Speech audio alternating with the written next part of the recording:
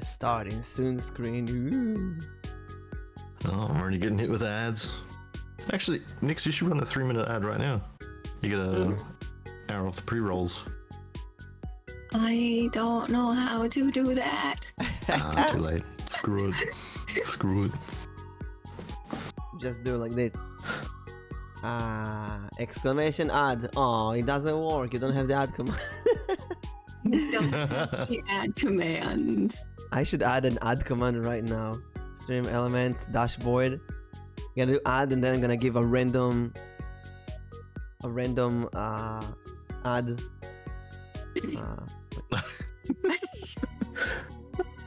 That'd be great if you could just choose the ad that people are watching. A fake ad. That'd be so funny. Give a fake ad as well.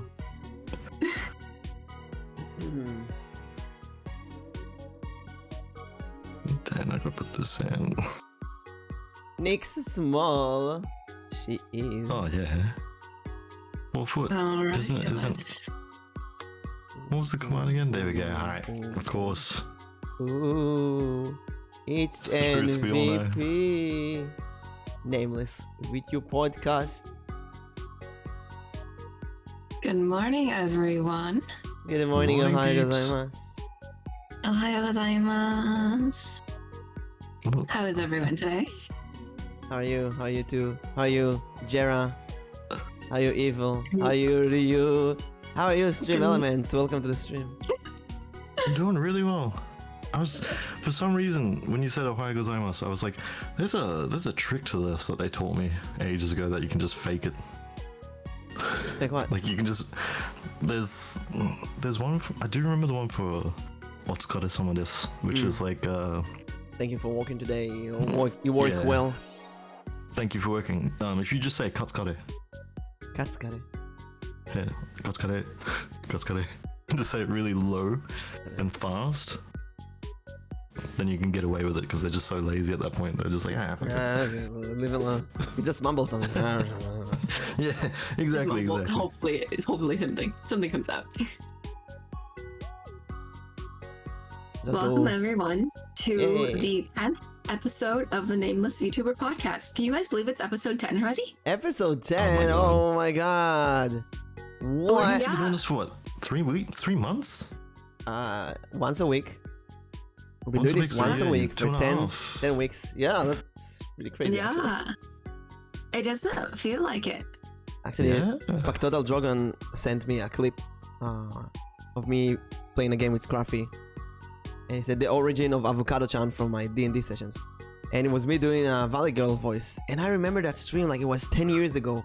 It was 7 months ago. And I'm thinking, my god, 7 months ago. That's so cool. That's a whole different universe. Did you clip the Valley Girl voice? Oh, what? Of course, I'd I love can to do hear this Valley Girl That's voice. a Valley Girl voice. Like, you look at the nails, and you got to do some shopping.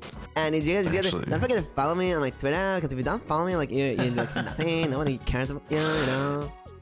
Yeah, I think sometimes, actually, Nix, you probably have a pretty good Valley Girl voice, right? I've never tried it. There's a good gremlin voice. I don't know. Oh yeah, she does have a good gremlin voice, that's right. I do remember that one. I don't know how to do a Valley Girl Valley Girl Valley Girl. voice. You have to do it. You cannot drag your sentences. Oh my Yeah, god. yeah, that's a drag out everything. Yeah. Also add to the. I don't do that. I don't care. What you talking about? Just add to the end of every sentence in your Valley Girl. Mm-hmm. Now she's really trying to formulate in her head right now how she's gonna do it, and she just can't. That's why I'm laughing, is because I can't figure out how. Oh my god, my mocha's so bad. That my makeup is like horrible. I got my nails are screwed. I know. Help I me. can't believe all my split ends. Oh my god. And you guys see my hairdresser. I'm trying to think. I'm trying to say what you guys just said. Oh my god. That's the best I can give you. Oh, yeah, you know, everyone's got to start somewhere, right? We'll initiate you halfway through the stream. We'll just keep pumping them out every now and then, and by the end of it, you're gonna be pro voice actor for the Valley Girl. Then we'll have to give you like the tan outlook. Yeah, we can do a whole. Next, we can brand this. We can brand this. We can brand this. You know, if you can prevent me from, I'm pale. I'm very pale. If you can get me to be tan, I'd love that. Exactly. So like we can like work on it. We can go do like a Donald Trump tan if you want. Oh, actually, no. I take that back. I take that back. We can bronze you up. Get some of that fake spray tan. I'm okay with being pale. Actually, it would be pretty weird looking at a 4-foot tan little elf running through the forest. Yeah, scary thoughts. Scary thoughts. But welcome, Tan Nix. Let's go. Also, thanks for the Hydra and Stretch Root. Welcome to the 10th episode. I am the co-host Nix Oleander, not a tan 4-foot elf, rather a half light elf and half dark elf. Not yet, at least. Who does She didn't variety matter 4 feet. streams. We're gonna stretch her afterwards. And today we are here with my guest host or guest star. Co-host and guest star. Thank you. It's still morning. 1.5 MS Elboim and Evil Rules. Everyone, I am MS Elboim, a D20 Mimic VTuber doing D&D, tower reading, gaming, and this podcast, and D&D, and other stuff, and voice acting. And we're joining here about Evil Rules, our special guest for this week. That's who we are. Yeah, I got a weird name for Twitch, sadly, but just call me Evil is fine. I don't know what to say about myself. I just play Evil games and talk. Rulers. Is it something about school? Something happened? The evil ruler of school? Nah, I stole the name. The old. I think everyone has an origin story for the username, right? And mine was I literally stole it from someone else. Like, I was playing RuneScape one day, found them. I was like, "That's a great name. Let me steal it." Oh. And yeah, that guy's had to suffer every now and then when he ever goes to log into anything. A great backstory. Gmail stolen. Yeah. Hotmail stolen. Facebook stolen. Everything stolen. Exactly. It's truly, I'm living up to the name. I truly am living up to the name. Really evil. This is art, in a way. That's a villain origin story. Yeah. Hello, Emmett. How are you doing?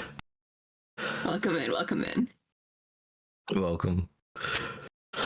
But, yeah, no, I just play games and probably, I think, weirdly enough, I probably am the only one so far that is not a VTuber that's been on here.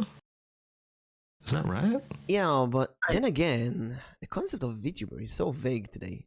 We're all streamers. True. It is. Some of us use PNG, some of us use Live 2D. You know, I actually I want to start with like a pre-question. I just thought of, and it's a good question because Evil, you don't usually use a PNG. We got this cat. You got this cat as a temporary spot holder. But a week ago, I had a bad night, and we have a bad night. You do not tweet. That's a rule, a recommended rule to everyone. But I did tweet. Yeah, you don't want to. You don't want to have a bad time, right? Yeah. Exactly. I tweeted and I angered a few people. I angered a group that is the vTweeters. Have you ever heard of vTweeters? So Do elaborate on that. The vTweeter is a derogatory name, according to Urban Dictionary, right? Hey, Biggie! It's a derogatory name to a group of people who claim that they are VTubers, but they don't actually produce any content, except tweets. So they tweet, I'm a VTuber, I'm gonna stream, pre-debut to be announced. Oh, I just got a commission for a model, and for a whole year they don't do anything. Some of them, okay, of course not all of them, but some of them stir drama. And drama, I think, is unacceptable in all levels. And there's no reason to stir drama ever. But when you're stirring drama about VTubers and call yourself a VTuber, but you don't actually create any content except for tweets, that's for me it's a bit of, it's unfair, because I worked really hard. We all work really hard to produce video content, and I put this meme of this girl it's a really disgusting meme. I should not have posted it, but it's a girl who's talking to another girl and like asking, so you're also a VTuber? And she's like, yeah, of course I'm a VTuber, I'm a VTweeter. Then she pushes her off the mountain. And And that was a very bad taste. I deleted it later, but by the time it was deleted, I got actually 50 likes, but there were a few core retweets of some vTweeters who were really, really pissed off. And I checked them. None of them actually produced content except for tweets, but they were all, who are you to gatekeep what's a VTuber? Who are you? Yeah, sort of gatekeep the definition. Yeah, you gatekeeping like I'm a guard who's telling you what you can and can't do. I'm a little shit on the internet. I say whatever I think. It doesn't mean anything to you. But I thought later about it. If they got really pissed off, maybe there's a truth in it. Maybe some people constantly ask them every day, when are you gonna stream? When are you gonna make TikTok videos? When are we gonna make any videos? Because virtual VTubers are virtual avatars making tube content, video content. You can't just post tweets and call yourself a VTuber. It's like I'm a pre-debut lawyer, right? I plan to study law in the future, so I'm already a lawyer. No, you're not a lawyer. You're not. It's like being a carpenter, but I don't work with wood. I plan to work with wood one day. Currently, I only work with plastic. Then you're not a carpenter. Like being a horse rider who never ridden a horse before. I ride camels. I'm a horse rider. You're not. But later I thought about it. I angered a group of people who deal with so much anxiety from surroundings. People telling them to stream. And I'm sorry about this long monologue for a bit. I'll finish it now. You're right. It's a good story. There are a few people who came to my chat. I'm gonna celebrate a year in a month. A year of streaming. And in this year, I grew up a lot. And there are a few people who came to my stream who became VTubers or streamers. But from my unfair point of view, they're not cut out to do that. And right. You know, it's like they want that toy, but they're not actually gonna play with it. It's like someone say, "I really want a cat, Daddy. I really want a cat or a dog." But then you buy them the dog, and they never walk the dog, and they just go play video games after one day. They want the thing, but they're not putting it in the hard yards. Exactly. Right? They want the result. They want to be a VTuber like us, like the VTubers, but they're not actually gonna stream. And you see that with people who stream once every 3 months, and then they're gone for a whole year. But they still call themselves VTubers. So anyway, I want to ask you too, what's a VTuber? When can you call yourself a VTuber? Honestly, for me, the definition is very loose, and anything that has an avatar is basically going to be a VTuber. So a person on the forum who has an avatar is a VTuber? Good point. It's I don't think at that really- point. I think I associate the picture and the voice. It has to have those two combinations of things. So you can't have it on the forum, but you So- could. Yeah. So you need either audio or visual content. Yeah. Because you say you need a I'm voice. thinking like Hatsune Miku, right? She's a common VTuber, right? Technically she's a V idol. She's a program. Hatsune Miku is the mascot of a company that's Vocaloid, and they pre-recorded voices, and you can mess with her voice to create whatever sound and music that you want. And she's the image, the mascot who dances. So yeah, for me that would be a VTuber if you can program it that way. Because I'm thinking there was, weirdly enough, I think there's a AI VTuber out there at the moment too. There is an AI VTuber, yeah. Oh, really? I can't remember the name of it. Yeah. She recently did it. Well, the AI VTuber recently did a collaboration with a HoloLive talent. Mm-hmm. What? With I Kiara, wanna know. So you can basically they was having a conversation with the AI. The AI would respond in certain ways, And it's an it was AI. just a back and forth. It's really random, and there's a lot of problems with that. It can be very very controversial. As a YouTuber? Okay. Yeah, Neurosama, that's it. Neurosama. It's very funny So, to watch it. Yeah, it's like ChatGPT in a way. Oh, that's so interesting. So that would be the same sort of concept to me, because it's not an actual person. So maybe we can go with the science way. The academy is a university student, or you have to be academical. We in the academy we don't go with what works. We go with what doesn't work. basically when you do experiments, you don't try to prove your method, you try to disprove every other method. If you manage to disprove every other method in existence, then your method is guaranteed to be true, right? The right one. Yeah. So let me ask you the opposite question. What is not a VTuber? I think this also sort of goes into philosophy, because if it acts like a duck and quacks like a duck, is it considered a duck? You know, it's like, where do you draw the line? Exactly. There's a bunch of, this has been around for ages, this sort of conversation of you know, what's the difference between this thing and the other thing? What's the difference between being bald if it's like, you know, Emmett says if something. you shave the hair off. Annoying orange it's just up is a to each VTuber. person. Yeah. Emmett says annoying orange is technically the first VTuber, but I would say Kizuna is the first VTuber because she's the first person to call herself VTuber. I still remember being there at the end of 2016, and I see this virtual idol on screen, and she says, "Hi domo, Kizuna, virtual YouTuber, Kizuna ides," and I'm thinking, what the hell is a battle VTuber? Because in the Japanese sound like battle of VTuber. I think, what's a battle VTuber? What is that? a battle YouTuber. What's a battle YouTuber? Because it was That's a good point though. It didn't exist. The annoying orange could be considered, even though they didn't call themselves the VTuber, they could, you know, you could technically consider them the first, well, among the early iterations of a VTuber. Just without, like, you know, we have to come all these years later to figure out that that's probably okay to be considered a VTuber. And today we have, there's the Japanese industry and tradition that is kind of looming above everyone, telling you what you should do, how you should look as a VTuber, what kind of how your debut is supposed to be.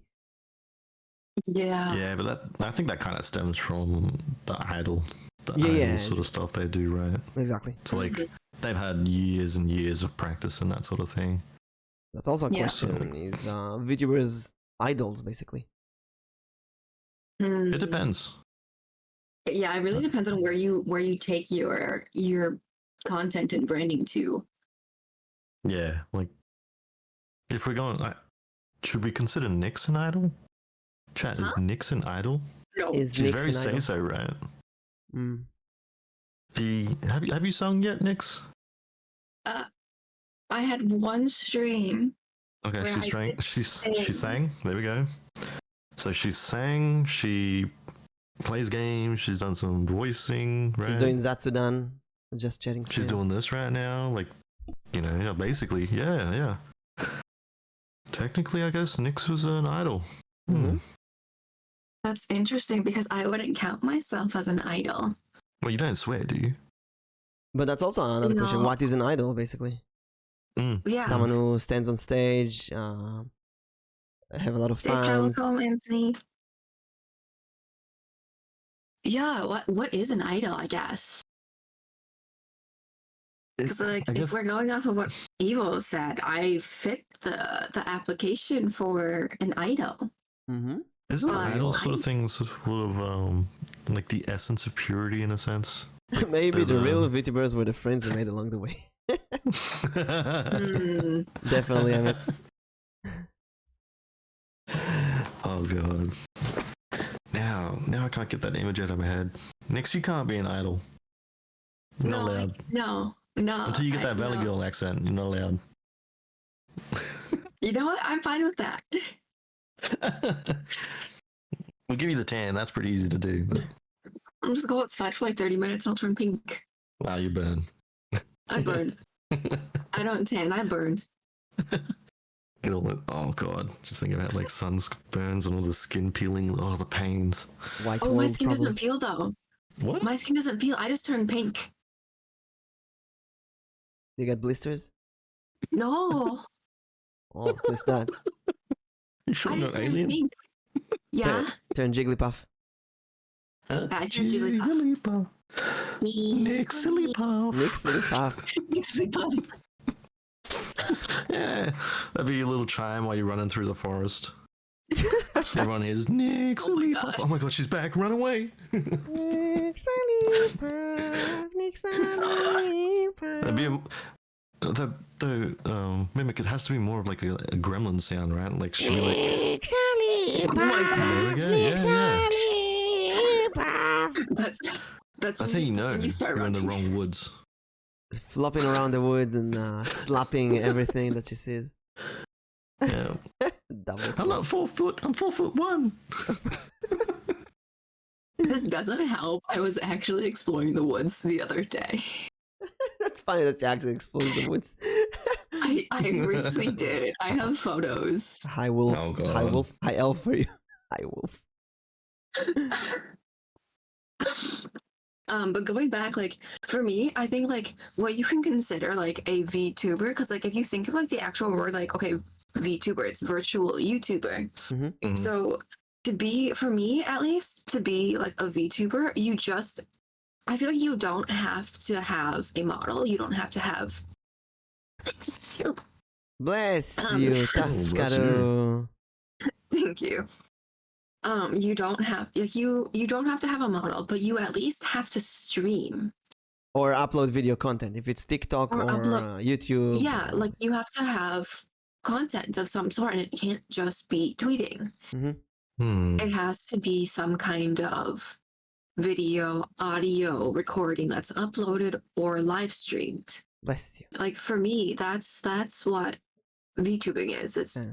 you Some kind of essentially you're audio just a visual streamer. content. Yeah. Yeah. Thank you Okay. for the bless you. That was out of nowhere. Bless us. She blessed us. So what's your opinion on people who will have video content in the future? The pre-debut. And when I said debut, I wrote another meme about. I have a lot of memes that anger people. Another meme about the pre-debut thing, and people were really angry. We don't need the old grandiose debut with a song and overlays and emojis and like the Japanese do. And no. When I said debut, I mean actually start producing content. It's like people don't even know that there's this audience who. It's like someone is writing on their Twitter, Twitch partner push. Partner push. I'm pushing for partner, and then you go to the Twitch and see they have 50 followers. They've just hit affiliate or something like that. Yeah, Right? how exactly are you pushing for partner? And that when you go to actual jobs like lawyer and such, astronaut, carpenter, there's the society made very clear definitions of what you are and what you are not. But then when you go to art, the definition is very loose today because of modern art. So, can I call myself an artist? Can I? I'll be more specific. Can I call myself a painter? I'm a drawer person. I'm an artist who draw. Can I do that? Although I don't really draw. I do some really horrible chibis once a year. Am I an artist? Once a year. No, I'm it's like. I think Emma there put up a good comment about. Let's see, all the you know, definitions and ideas people have or labels are inconsistent and different from person to person. So all you can do is define yourself rather than relying on what others think you are. Exactly. Yeah. But my issue is when someone says, let's say I'm a carpenter, right? And Evil also claims to be a carpenter. The difference is that I'm working with wood and Evil is working with plastic. The problem is that Evil is going to be on the phone book or the internet book when you look for carpenter. And that damages my business. Because many people will call Evil and start thinking, oh wait, carpenters are scammers, they work with plastic. Basically, you give bad image to carpenters. That's what I'm saying. Because you're not a carpenter, you work with wood. You work with plastic. But you claim that you're a carpenter. Now, you might claim, hey, I plan to work with wood in the future. I just need to sign up to this class. I just need to do this course. I just need to figure what I'm doing figure myself out. I'm waiting for this delivery that you've been waiting for a whole year now. And I don't know about you, but when I do the carpenter example, it's laughable. But then with VTubers, it's exactly the same. It's, I don't know, like, if that's the point, like, I can't call myself a carpenter even though I've never touched anything to do with wood, right? if I touch anything to do with wood, like even just, I don't know, cutting in half, does that make me a carpenter? That's the question.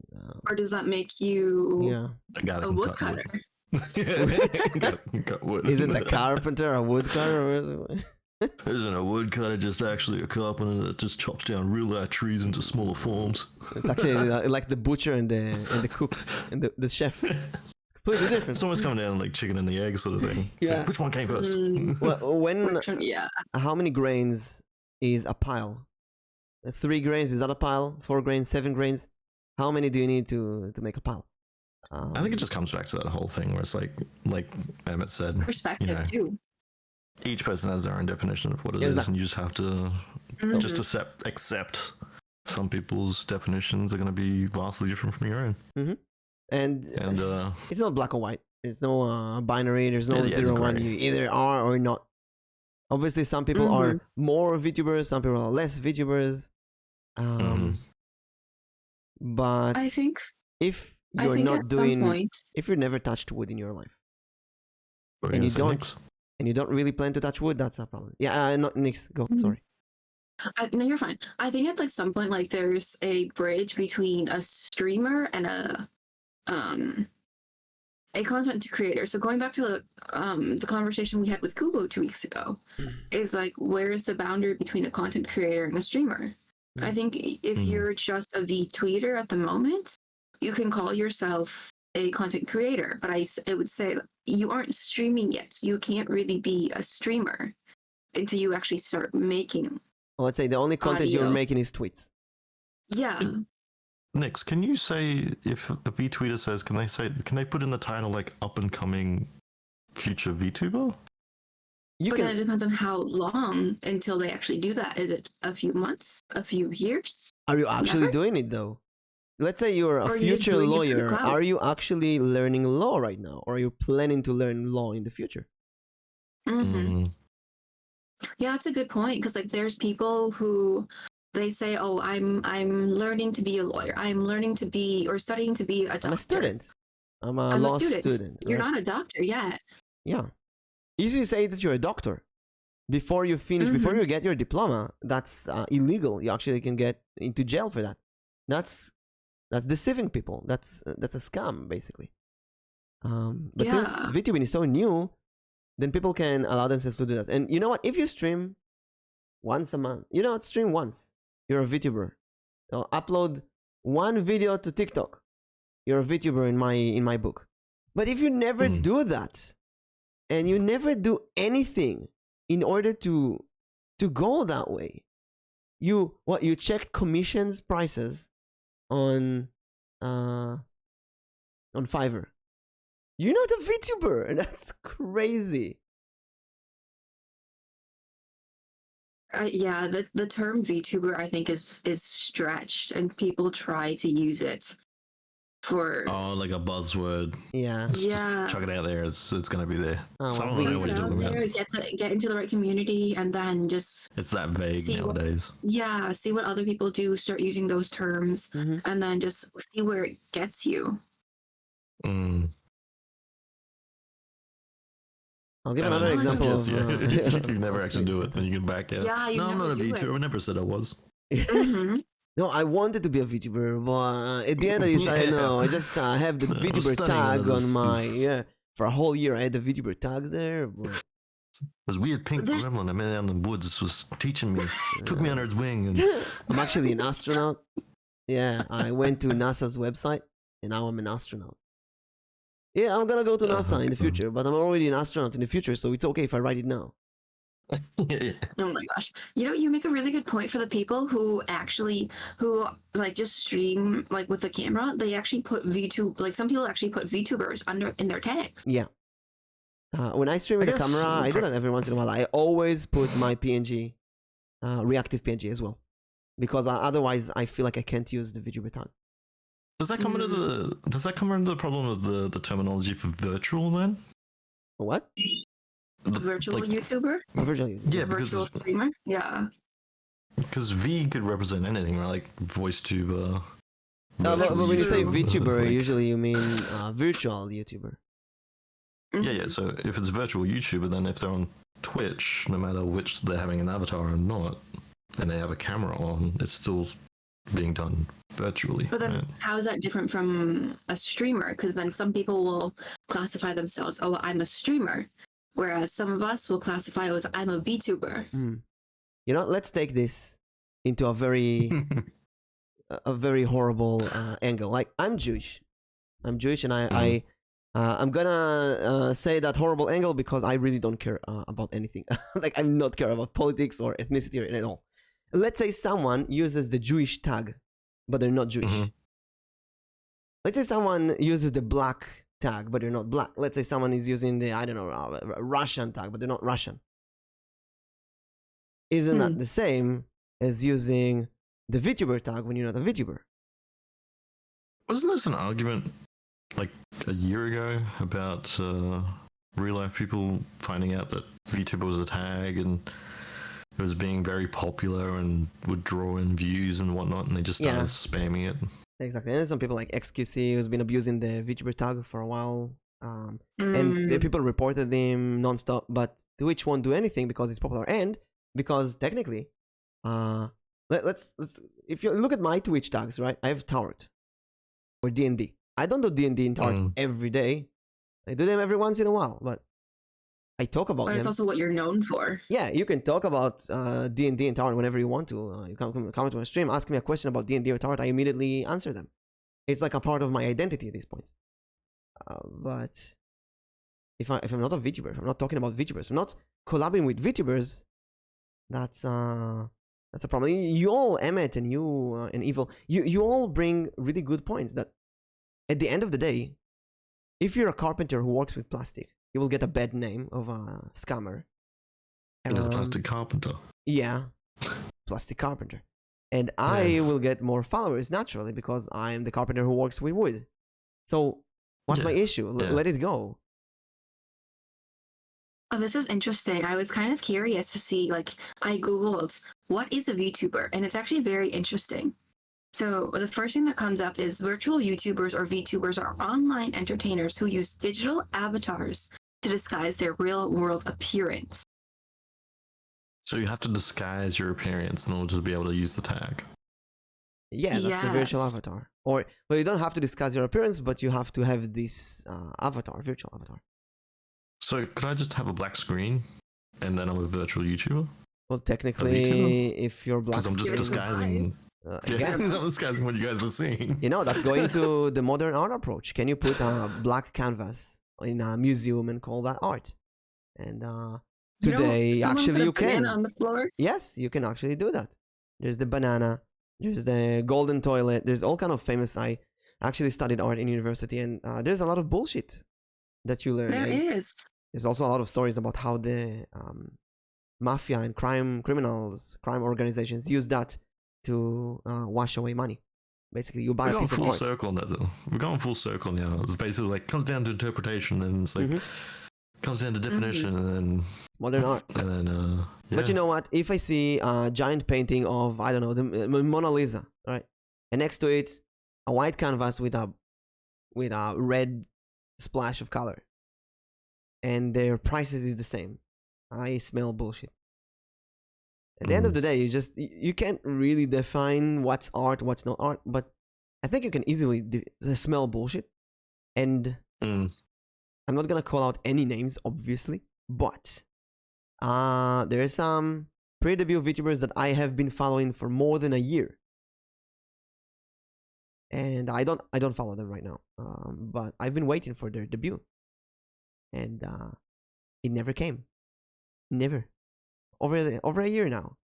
I've been waiting. You know, one that I questioned a while back was Cinder. There's a VTuber out there called Cinder, and she apparently had her Twitter account, I believe, for at least 2 years before she debuted. Really? Yep. She commissioned the model, had it all done 2 years ago, and just didn't stream for 2 years. And I'm pretty sure now she's actually pretty big in terms of following and when you go to the Y, because I actually interviewed a few people like that who have a model, they have everything ready, I even collab with people like that. We have everything. And when you ask them why, there's all kind of answers. Some of them are like, my computer is not strong enough, and then I tackle them with, do like me. My computer is really weak. I stream old games, stream games from the 90s. Your computer can handle that. I need to set up OBS. Okay, do it. Open YouTube, type OBS guide, and do it. I don't have time. Make time. Don't you have 1 hour a week to stream? I'm depressed. Deal with that. Go to psychotherapy. It comes down to not actually it's wanting just to taking do. the first step. It's always the hardest. It's a scary uncertainty. It's really scary. Mm-hmm. Let's put it on the table. Starting your first stream. You tell me about your first stream as well afterwards. My first stream, I got my model. I was like, hell yeah, that looks cool. I'm gonna stream, but nobody followed me, and I kind of prepared myself for that. It was still scary. My computer crashed 3 times. I didn't know what I'm doing. I was talking to a ghost chat. It was horrible. It was a nightmare. I went to Twitter. I tweeted. No views, no followers. Nobody knew who I am. It's this harsh truth that you don't want to handle. It's really hard. How was your first? Yeah. Do you want to go next? My first official stream or my first scuff stream? First I ever. remember your scuff stream. I was there for that one. I'm pretty sure. Yeah. So I'll say I have 2 streams. So my first ever stream was so scuffed because it was so bad. I had a 10-minute lag. Oh yeah, that was amazing. I remember. Yeah. 10-minute lag. I was so nervous. I was so scared to do it. And my IRL friend was pushing me, just click the start button, just click the start button. And so I did. And then she texted me again. She's like, did you not start? And I was like, no, I did. And it was at that point that we realized that I was like lagging by so much. So we had to stop the stream. I hopped on a call with Evil. And then we were setting up all of my, the stream quality, what to stream it at, just to figure out what was the best. And it's just kind of it was so good that I had done a test stream before my official first stream to figure all that out. Because I didn't realize that I was streaming at 1080p. Yeah, you had a really high, and I remember just dropping frames, and the way Twitch works with that is, like you said, it just delays it, and then you get that 10-minute delay. It's amazing. It happened to me exactly the same. My computer crashed because I was 1080p. After that, I went down the quality to 720p, and suddenly everything is working. Works out fine. Just gotta go to YouTube and do that. I'm saying that you just gotta go to YouTube and look at one of the guides. Usually 10 minutes video, just follow the instructions and you're there. Yeah. Funny enough, that's what I did, and they put me at 1080p. Well, you also have to give them the details of your computer and internet speed and other stuff. The most important thing is the upload speed. Yeah. See, I could do that, but then they say, "Oh, your Wi-Fi is not compatible with streaming." Yeah, that's right. I think Nick's your upload speed is actually not compatible. It's not compatible, honestly, so I wouldn't have. Yeah. You should drop it down to 360. It works then. Which game? It works. I don't remember. There's a game. What's Diablo 4? I think there's a game that's coming out soon. And they wrote, listen, you need 16 gigabyte RAM to start the game, but the game will try to start anyway. It might. We're not taking responsibilities for lower systems. And then again, you have games like I don't remember either. There's another game that came out recently, and it won't even launch if you have less than 16 gigabyte RAM. The game won't even launch. It tells you we can't. We're not. You don't have the specs to launch. The minimum requirements, whatever it is. You won't even try. Morning, lady. Also, Anton said two really important things that we missed. That goes back all the way to the Batman and numbers. So 4 is a big number. Of dollars, no. Of murders, too much. And it's harsh, but you can't avoid it. The starting of the stream. Can't go to heaven without going through hell. Now that's the same for life sort of stuff. You gotta have that sour moments in life to be able to enjoy the better moments. Now, if you don't have those, then And you will never actually I truly really know think that you had it quite nice. our generation, and that includes me and everyone, we really want results without working. We want to get there now, and we don't want to put the hard work, and that's an issue we all have to deal with, unfortunately. Yeah. My first stream, I had no one. I remember it so very well actually, because one day there I just decided to just kick up stream. I set everything up to what it is now. My audio wasn't that great, but anyway, set it up. I was playing Dead Cells, and I streamed for I think 2 hours, and like the whole time, I thought my mic was muted. like there was nothing happening. Like, because you can watch it through OBS, right? Mm-hmm. And yeah, there was absolutely nothing was happening. I was like, well, you know what? I enjoyed whatever time I was playing this game. It's the first time I was playing it. Let me just end it here. And I looked back at like the stream summary for it, and all I remember was that it had like 0.3 average viewers. Oh no, that means someone clicked it and then left. Yeah, someone clicked it, left, and the other thing too was like I wasn't even watching it apparently. So, yeah, that was my very first stream, and then after that, I was fortunate enough that the second stream went a lot better and started to meet some people. That's how it goes. It's just you have to make the mistakes at first. Yeah. I was like, you know what? Maybe I'll just chalk it up to like maybe it was a bad thing, and sort of.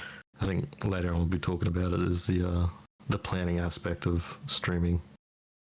I think if I remember correctly. I believe yes, we do have that. Yeah. One last question before we go into the first question. Into the actual podcast, yeah. Yes. How long have you been streaming for? I started back in, I believe, right at the end of August, like the 30th or 29th or some shit like that. So. Oh, okay. I've been around for a while. I've never asked you that. Actually, I don't know how long that's been now. Ooh. The only thing I was looking at, Twitch actually gives you the like it tells you certain memorable dates now. Oh, really? Like, yeah, it tells you when you actually had your first affiliate stream. I can't remember exactly where it was. I think it's like anyway, it's somewhere in the creator dashboard. It tells you the very first affiliate stream, and it doesn't tell you anything else. How long did it take you to become affiliate? If I started back in August. You remember roughly? Was it like a week, a month? 3 months. 3 months. 3 months to get. You can even track it actually. I can go and have a look to see actually when I hit 50 followers, because that was the thing that was holding me back the most. Oh, that's so interesting. I had the viewership, but I didn't have the 50 followers. I was the opposite. I had the followers. I didn't have the viewership. That is so crazy. That's actually very interesting because I'm also I had the following, I had the viewership, I just didn't have the hours. And so I was at like 40 followers, and I think I was sitting at like 6 average viewers or something like that. Wow, it's so opposite of me. That's crazy. And I remember when you were going for your when you were trying to go for 50. I remember that. I think because I'm looking it up now. Right after we were spamming your sound alerts and everything. Oh yeah. Because I was playing Darkest Dungeon at the time. You're trying to find my hidden little gems. Yes, I remember that. Oh, that feels like it was so long ago. So apparently, according to, if anyone wants to know this, by the way, you can check up your following from. Actually, I started in October. You can check when your very first stream was, all that sort of stuff on sullynome.com. Oh, you sent me that. That's right. And yeah, apparently I got my very first follower on October 8th. And I hit 50 followers on December 28th. Actually, it was December 28th. Oh, Emmett said something really smart. The best phrase I heard that got me to try new things like streaming is, the best time to plant a tree was 20 years ago. The second best time is now.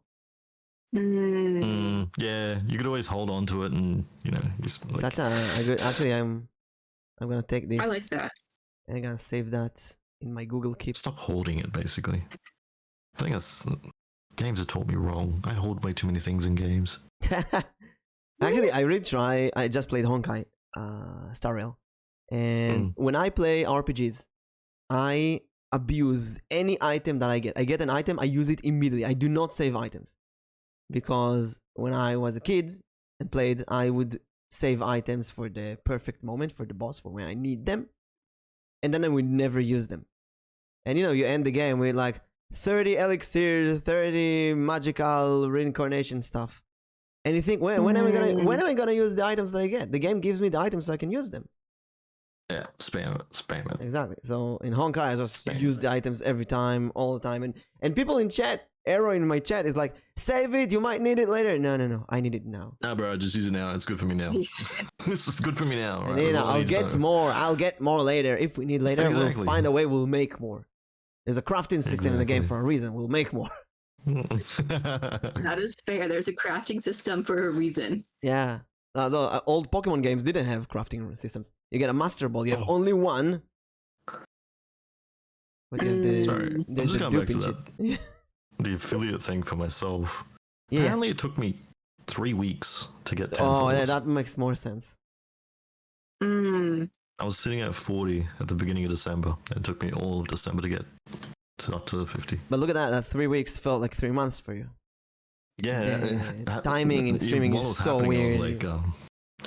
I was like, oh my god, what am I doing wrong? Like, what's the difference? What's the difference between before and now and all that? You always question yourself, right? A minute later, it's for the final boss. What do I need there? It's the final boss. Yeah. What if there's after game content though? Yeah. Think of Final Fantasy X. Yeah. Had all those little hidden bosses. What about New Game Plus? Yeah, you never know. Yeah. Yeah, that's a really good sentence. The best time to plant a tree was 20 years ago. The second best time is now. So, to those people who call yourself a VTuber and you want to stream, you want to make video content, freaking do it. Do it now. The only thing that stops you is you. If you're not doing it, consider that maybe it's not really something that you want to do. Maybe it's not you. Maybe you need to do something else. And it's completely okay to look at something. Like I remember watching a detective movie. I really wanted to be a detective. I never took any step of being a detective. It's not me, but I really like imagining myself as a detective. That's how I live vicariously through games. Yeah, exactly. That's how I can be my detective. You actually make a really good point of like saying that like the best time to plant a tree was 20 years ago. The second best time is now. Because honestly, like you were saying, Mimic, if you want to do something, do it now. Like unless there's like there shouldn't be anything preventing you. This kind of goes back to why I'm streaming now and why I wasn't streaming before. Because I wanted to start streaming 3 years ago. What prevented me from doing so? My Wi-Fi. Are you Wi-Fi? Wi-Fi didn't let me do it. But did you do anything to fix it? I couldn't because I couldn't get any faster internet until recently. Move further into the forest. But did you try doing anything to fix it? Yeah, because we even called them. We said like, can we get faster internet? And there's like, we can't give you anything more than you have now. So I really believe that there are some people who don't even try. They play video games and say, I'll do it one day. But when? When's that one day that you're going to do it? Because like we only got fast Wi-Fi maybe a year, not even a year ago. And that's like when I like started testing things out and like I'm just like, wait, I remember I wanted to be a streamer. Let's see if we can get this to work. And so even now, like it's very harsh on the Wi-Fi, but I'm making it work still. Lady Rod, if you finish the game without using the items, you get them in real life. Oh, only if. Imagine. Oh, that's good. I'm just thinking of all the memes, like the guys, if you're older than 30, eventually you turn into a sage. You get a cloak and a walking stick at the very end. You'll be able to use magic at some point. Let's if go. you keep it long enough. But, I'm 37. That's false. It doesn't happen. Oh, damn. Man, I need to yield up. I still have some hopes for 40. You know? Being a dark wizard, a dark magician, a blue eyes white dragon, one of those. Dark wizard. Hmm. You know, I'm just gonna I've just blue hard watched the D&D movie yesterday, which is brilliant, but it's been really bothering me that the concept of wizard, warlock, and sorcerer was kind of a mess between them. They didn't really They do it didn't properly. differentiate them too well. Yeah, I was like, every second thing is a wizard. No, it's not a wizard. There's what's going on here? That's probably just for, you know, the To make it easier for the viewers. generalization Yeah. of the audience. Right? Yeah. Mushroom. It's one of those, yeah. Don't Welcome in, get Mr. Teaspoons. Let's go with the nerdy first. for- Let's go with let's see what topics we first didn't one. cover. What do we have here? Who are We've done you? like Who are you during your streams? so. The first one is, who are you during your streams? How did you come up with your streaming style? What is the presence or vibe you have on camera? Or did you think that having a model, an avatar, your face, or nothing at all would make a difference in your streams? And do you think that hinders or helps your growth? So there's a lot of questions in there. And, So it's very compact. and as always, I'll have a little notepad. Oh, let's go. Anyway, no, I just wrote it. I think my on self, like on stream and off stream, I'm very much the same person. Like, there's no difference, I don't think. I agree, because I've hung out with you outside of stream, and I feel like you're still the same, very much so. If not trying to get me to say more interesting stuff off stream. Oh yeah, because you know I can't do that on stream, and there's yeah, that's the other thing I wrote down. I was like, obviously there's some things you don't talk about on stream, and you know, it's also like you got to feel out. I don't want to say it as strangers, but you got to feel out the other person, right? Like you want to make it open, and yeah, you don't want to be that weird guy that goes up and like starts smelling people's elbows. Elbows? Oh, I've had that happen. Someone licked my elbow once. In real life? Huh? Yeah, in real life. They were like, you know what? This is the best way to start a conversation is just lick the person's elbow and then be like, hey, did you notice I licked your elbow? And I was like, wait, what? Was that in an anime convention? No. It just happened outside of a pub. Oh wow. So, What? yeah. So the reasoning for the elbow thing, we'll Was keep this going with a the elbow talking because it's cat? This is like a talking cat. Or a dog? the elbow was like, oh yeah, that's where you don't have the least amount of nerves in your body. I was like, that's why you licked my elbow to tell me that there's like no nerves in my elbow. He's an elbow professor. My funny bone says otherwise. Well, the funny bone's different though. The funny bone's in between the elbow, isn't it? Like between the two bones. It's between Have you guys, like- the funny bone is between the sad bone and the hilarious bone. I haven't hit my funny bone in ages. I'm not that I clumsy. haven't either. But have you guys have you guys ever had it when your elbows are just dry and then Actually- they feel like they're cracked? Actually, yeah. In some winters, I used to have really dry skin because I would take really hot Oh. showers, and the back of my hands and my elbows would crack. I actually got some cream and I put it on them every day. Oh. Yeah, I've never had to deal with any of that. I have impeccable skin, thank you very much. And no. For It's now, at just least. Wait for you to become. When you become a sage, you also get cracks in your skin. Mhm. On top Nah, of the the Australian long weather beard. doesn't really The funny Doesn't bone is really a have the medical pun problems. because the nearby bone is the humerus. Thank you, Emmett. Oh god, oh Do you know god. Emmett is a Yeah. doctor?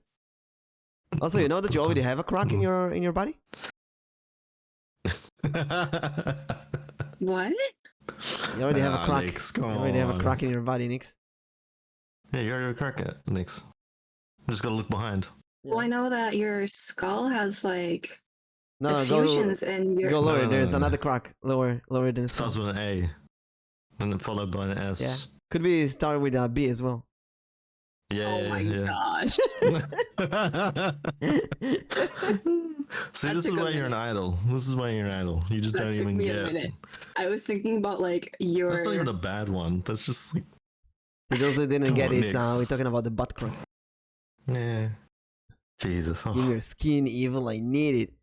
Evil, would you give Lady your skin? No, she'll have to fight me in court. I'll see you there, lady. I had this I'll see you D&D later. monster in my head. Add That add all the hags in D&D, they kill adventurers and they And the wear their skin Mm. in order to Ugh. deceive other adventurers. So back to the question though.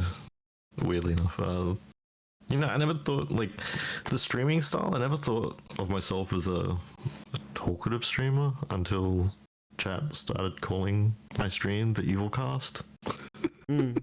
Honestly, your streams are like podcasts. Like honestly, what I'll do is like normally you stream at like perfect times where I'm either like driving or I'm going to work or I'm shopping, and so I turn on Twitch, I listen, and I just do stuff because I don't need to like you play the same like pretty much the same games. Yeah, But then you yeah. also like talk about what you're doing. Like, oh, I'm about to kill the mushroom, and I'm like, wait, what?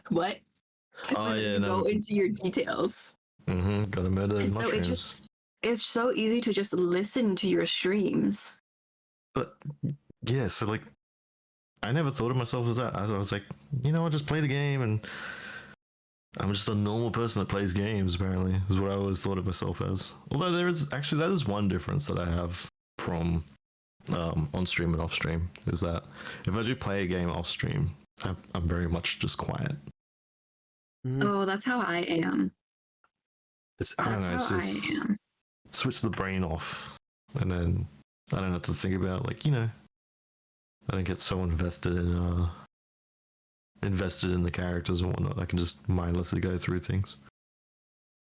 One But, issue for me with that though is like with like first player shooter games. Like Evil, you've witnessed this. Is like for me, it's hard to play it on stream because Mhm. my brain becomes so focused in the game that I forget about talking. Oh, yeah. I think that's why if you watch any FPS stream on Twitch, I feel like a lot of them are just the streamer shit talking. Mm-hmm. Like a lot of it comes down to like they can't actually focus on the high level gameplay and then also hold a conversation. So they just end up being like, you know, saying that the get teabagged and that sort of stuff. Mm. You know, they sort of revert to that. Mm. So I don't blame you. I don't blame you for not being, you know, mentally stimulating and whatnot with FPS gameplay. It's hard. It's kind of one of the reasons why I've also chosen different games throughout the week as well for myself. Daisy-chan, welcome. Welcome in. Welcome. So how are you doing your streams? I think in a way, many indie VTubers that we've seen, or many VTubers in general, become themselves at the end. But some VTubers, especially in the corpus, begin with a character that they develop for the streams. I know a few people who claim that they have a fake character for streaming, but I also know them personally, and they're the same. What do they have? They have a fake. They have a fake character for the stream, like they with fake personality. Yeah, fake personality. They like certain things, they don't like certain things, and sometimes I have an argument with them. Like, what's the difference between you and the real? It's exactly the same. No. My VTuber character, they like tomatoes, and me in real life, I hate tomatoes. Oh, come on, that's not a character. See, that's kind of weird to me, though. That's like at some point it just becomes too much of a hassle, right? Like, oh yeah, I gotta remember that. I'm afraid of spiders. Remember all the small details of the character that you made. You will forget all of that at the end. Yeah. Just make it easy on yourself. If you're gonna start streaming, just make it easier. Don't have the don't have that little personality. Like acting a part of something. Yeah, that. it's acting. Yeah, you make a character, and it's fun to make a character, right? Sometimes I will allow myself to do stuff on stream that I won't do in real life. It really depends on where you are, who you're talking to. Like yesterday during the stream, I was singing a song about catching a tuna. I think I was watching that. Yeah, it was really fun. Did you watch that? Oh no, it was. Oh, yeah, I was watching something about corns and being crushed and all that sort of stuff as well. It was fun, but it's not a different character. It's the real me. I just need to feel very comfortable. So I would do that with my friends, for example. But I want to do that in the first day at work. But if I'm going to work at a certain place for like 2 years and I feel very comfortable, then I will start doing that. So it's really about how comfortable you feel, and less of creating a character or whatever. I think you're probably more prone to it because you do the D&D stuff and a lot of that sort of role playing, right? Exactly. And when I do D&D on stream, I feel at home because I've been doing D&D in real life as well. So it's kind of feel more. It's familiar to me. It's what I do anyway. So like That's an acquired skill, basically. Yeah. Exactly. Mm-hmm. Common grounds. I guess it just comes down to then personal preference or whether or not you want to have your VTuber self or whatever you're going to be using as a separate entity to yourself, to your real self. Yeah. Because like kind of going back to like what I said earlier is like I would have started streaming like 3 years ago, but if I started streaming then, I'd actually be streaming with a camera. Oh. Yeah, I'd be streaming with a camera instead of an avatar or a model. That kind of makes sense because you've already done a hand stream. Yeah, I'm like I only discovered VTubers just within like the last year, and that kind of brought up my want to be able to do it and the accessibility of it. Yeah. And like by then, like I had gone through like so many different things. I mean, Evil, you've heard of all the stories, and so I didn't want my face out there anymore. Yeah, actually, makes me wonder, why am I a VTuber? Why am I not doing facecam? Because I don't have any reason to be a VTuber, actually. Why did you start with VTubing then? I don't know. It's fun being an anime character, I guess. Living I think it is kind of anime. the D&D's. Yeah. I mean, I can be a mimic. I can wear a mimic hat. I can. Yeah. Being anime. It just feels more custom, like more. It's like being in a cosplay. You're accustomed to it. It's like wearing a cosplay, basically. Why do you wear a cosplay to a convention? You don't do that to hide yourself. You do it because it's fun. Yeah, it's the things that you enjoy. Yeah, you enjoy it. But then, like, it's a question of like, is it really you then? Because you're dressing up as something or someone else, and that kind of goes back to like, who are you? Depends how deep you want to go, I guess. With it. I would say it's just another aspect of you. Yeah. It's I can agree with that. A fragment of you. Can VTube do this? Act awkward and fall off a chair. I do when I see VTuber. I really miss the realistic seeing face expressions, real face expressions, seeing people fall. Cat climbs on you. See the actual cat climbs on you. Few more years and we'll be into that whole 3D world, basically. But I don't know, Nix, have you told chat just how bad you are with your arch nemesis walls?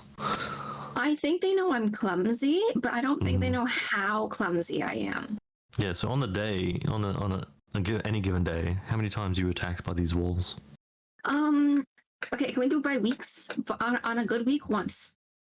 On a good week, you get attacked by a wall once. Yes. On a bad week? 3 to 4 times, maybe 5. Wait, attacked by a wolf or by a wall? Wall. A wall. Like a wall. A wall. She like just walks into walls. The white thing made of brick. Yep. Big, standing in 90 degrees. Yep. That's apparently it runs in the family bloodline. Doesn't have movement speed points. Yeah, 0 movement speed. It's got incredible strength though. The sad part is it's normally the same wall. Oh god, it's even worse. It's three walls every single time. You know, maybe it's time to put a sponge on these walls or something. Have you nicknamed them? Have they got names now? No. Not yet. It's the same 3 walls. Jerry, Jimmy, make that a redeem. Have like a 10k, 20k redeem or something to name your wall. One of them gotta be Wally. Name the wall. One of them has to be Wally. One of them's Wally. Right. Oh, there we go. It's time to break the wall. Break the 4th wall. Do you wanna move on to the next topic? Yeah, if you're fine with that, and how you gonna yeah, sure. What aspect of your stream is most important to you? Who wants to go first with this one? Aspect of your stream.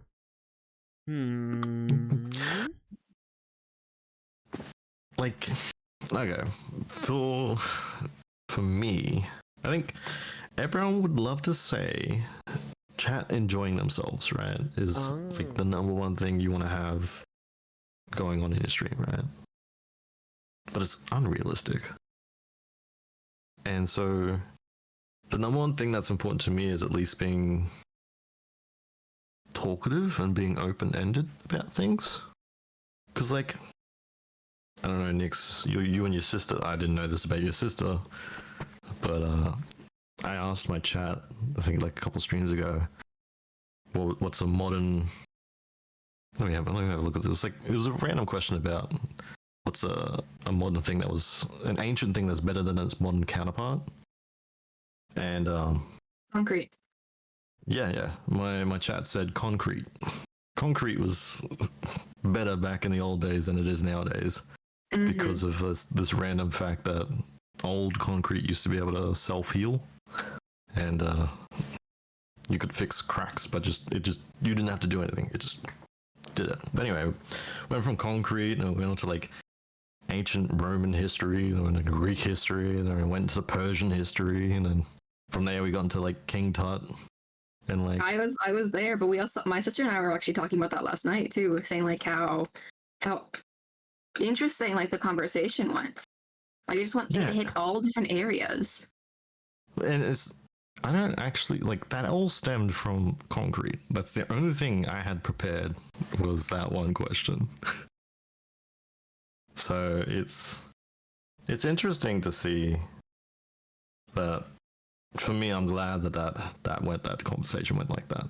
So for me, that's an important aspect that I like to try and do, and it's working out. So is it like trying to like have one conversation, like one topic you start out with and branch out into like a bunch of different ones? Yeah, I have a notepad of a lot of questions in it now.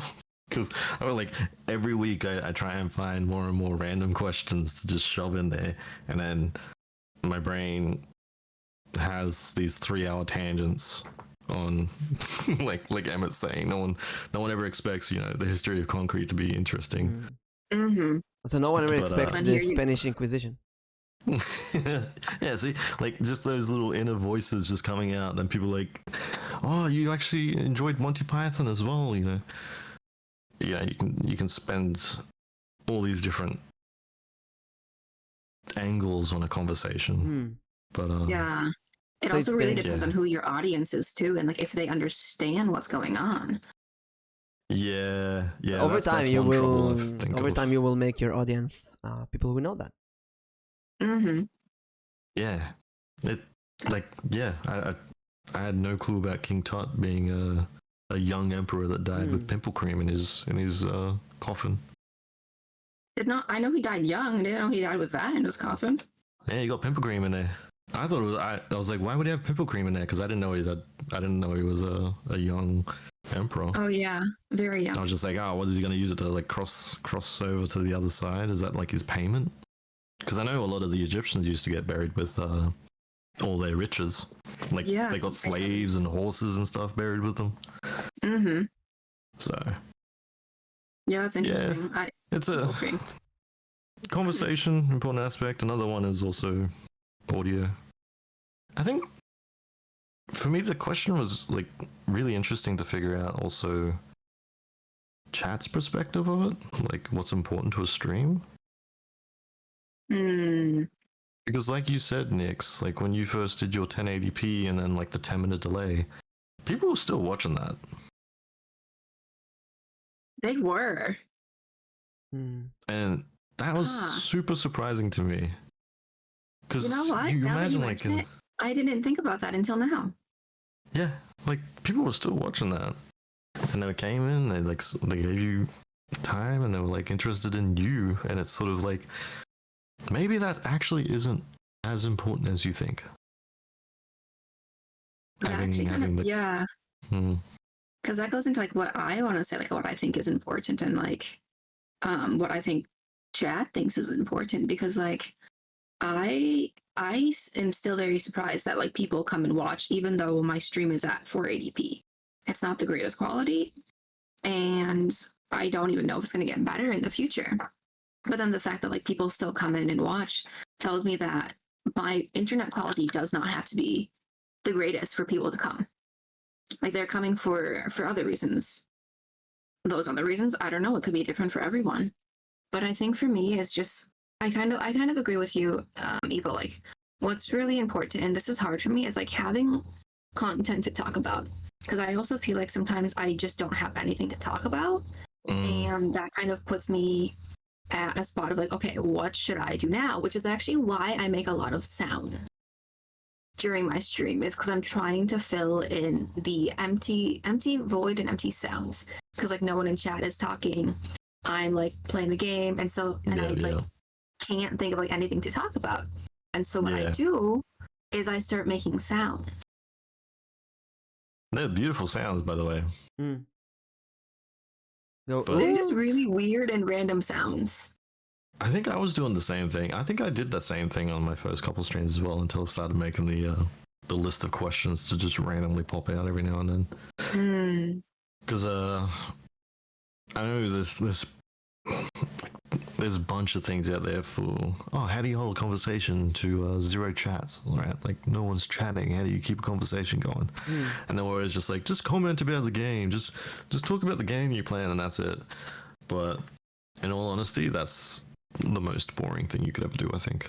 It's not easy knowing what to talk about. Do you talk about the game? Do you talk about... Because I already have this conflict. Do I talk about the game? Do I talk about my day or some other thing? And I remember Arrow told me that some people just listen to your stream. They don't watch because they're working. So they, knowing what you're doing right now, like, hey, I'm killing a monster now. I'm doing... What is this monster? What's talking about what's going on in the game right now is actually good for those people.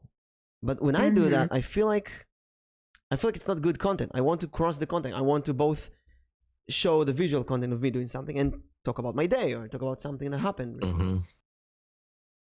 I think this kind of goes back into the streaming style. Like, it fits your streaming style. People join in and they will know that if you do it enough times where you're just talking about your day, they're gonna be, that's your streaming style. It's not the god tier gaming or anything like that. It's just you're an amazing podcast. That's Yeah, because like you made to make such a good content, like, so they stop listening and start watching too. Or like some people will like only like listen because they like listening. I think there's, weirdly enough, I think the other one that doesn't get enough attention is, it's probably a thing, but I'm unsure. I guess there might be partially blind people watching Twitch. Oh yeah, because they do also now have like, I know there's some streamers who have the integration of like you can do captions, live captions. Oh yeah. Captions for people that have auditory problems, whatnot. So it's always the weird one. I think is the one that often gets left out is the disabled. So you never know. You could have an amazing viewer, and they can never actually see what you look like, but they love your voice and they love how you go about your streams and whatnot. So going back to the question, what aspect of your stream is the most important? I think I've been thinking about this while we were talking. And first, audio quality is really important to me. And with other people's as well. If I collab with someone, I usually go to the stream and just make sure that there's no random background noises, that there's no crackling in the microphone. You can actually hear them. They're understandable, their accent or language. It's important. It's important to me. It's important for the quality, because I'm not just going to stream. I'm going to upload that to YouTube later. It's going to be there forever, and I want quality content. Another aspect that's really important, equally important, is positivity. I want the stream to be positive. I want it to be fun. I want it to be engaging. I want it to be wholesome. I don't want it to be me ranting about how bad my life is, or arguing with chat about some trauma dump or venting. I want it to be wholesome. No one enjoys watching that. Yeah, it's not always easy to keep that. That's true. I think everyone has the down days, right?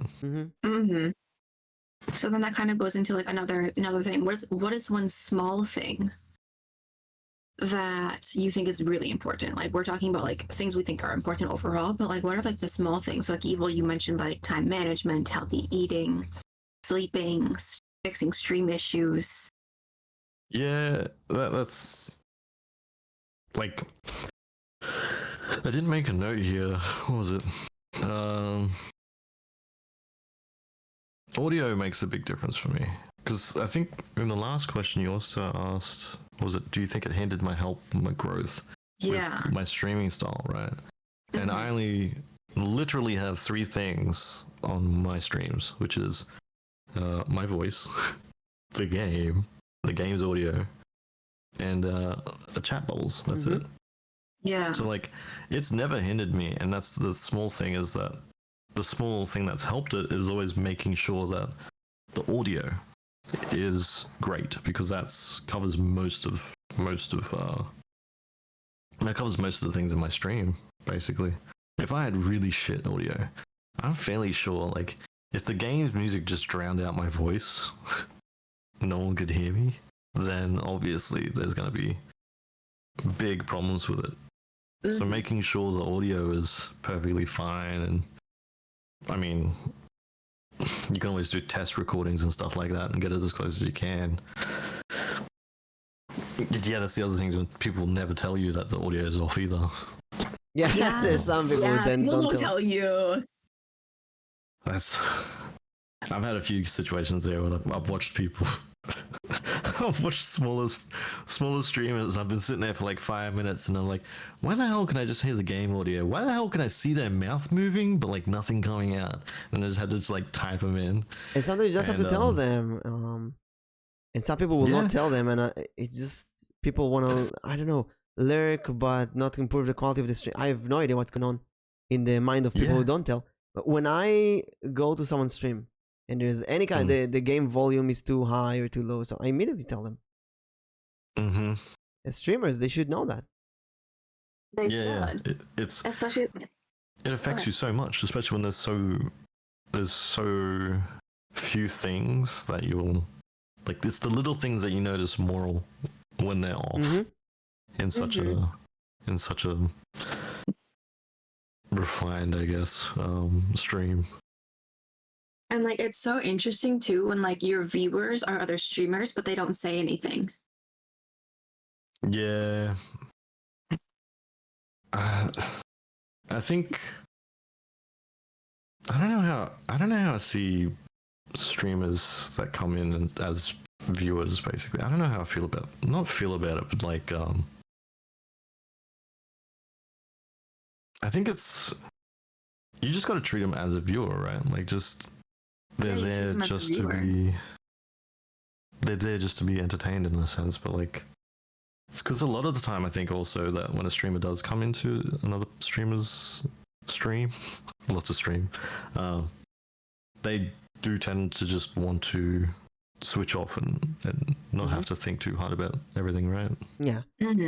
Sometimes you relaxation. Just genuinely want to watch your streaming buddy or a friend doing their stuff. You just want to chill with someone.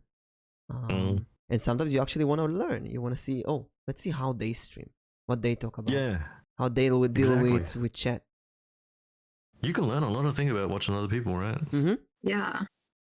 It's like, I think if people watch Nyx, they could learn how not to swear.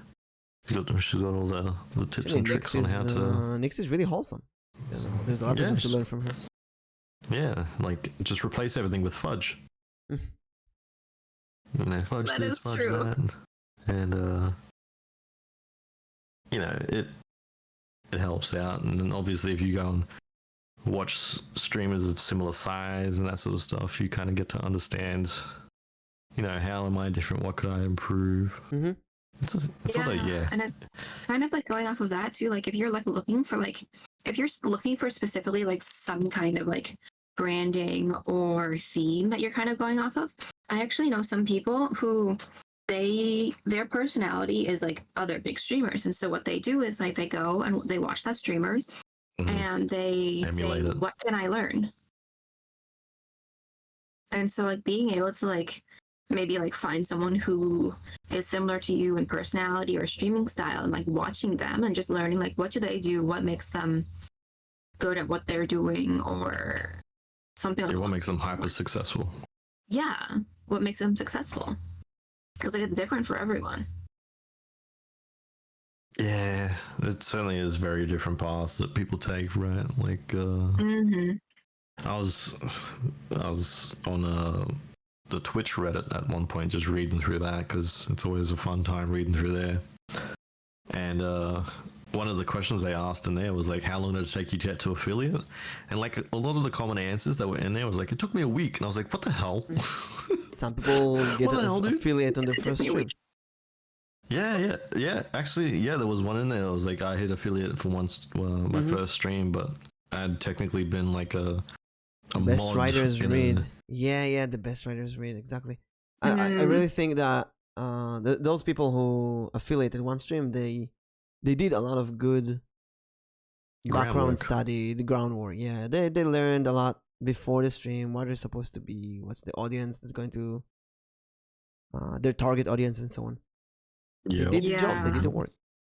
That's kind of what I did, is like I didn't do my like debut until end of December, but like I was starting like meeting people, talking to people back in October. Doing your tweets and everything, right? Yeah. And so when it actually came time to like me streaming and when I was ready for everything, by then like I had my follower, I had surprisingly an average viewer count. And then it was just really getting the hours. Yeah, I forgot about the Did hour situation with that. 7 different stream on 7 different days, and then like average like stream time of like this many hours. I have a problem with that system though. Like, Twitch from a very early age teaches streamers to be very number focused, and it's so bad for the mentality.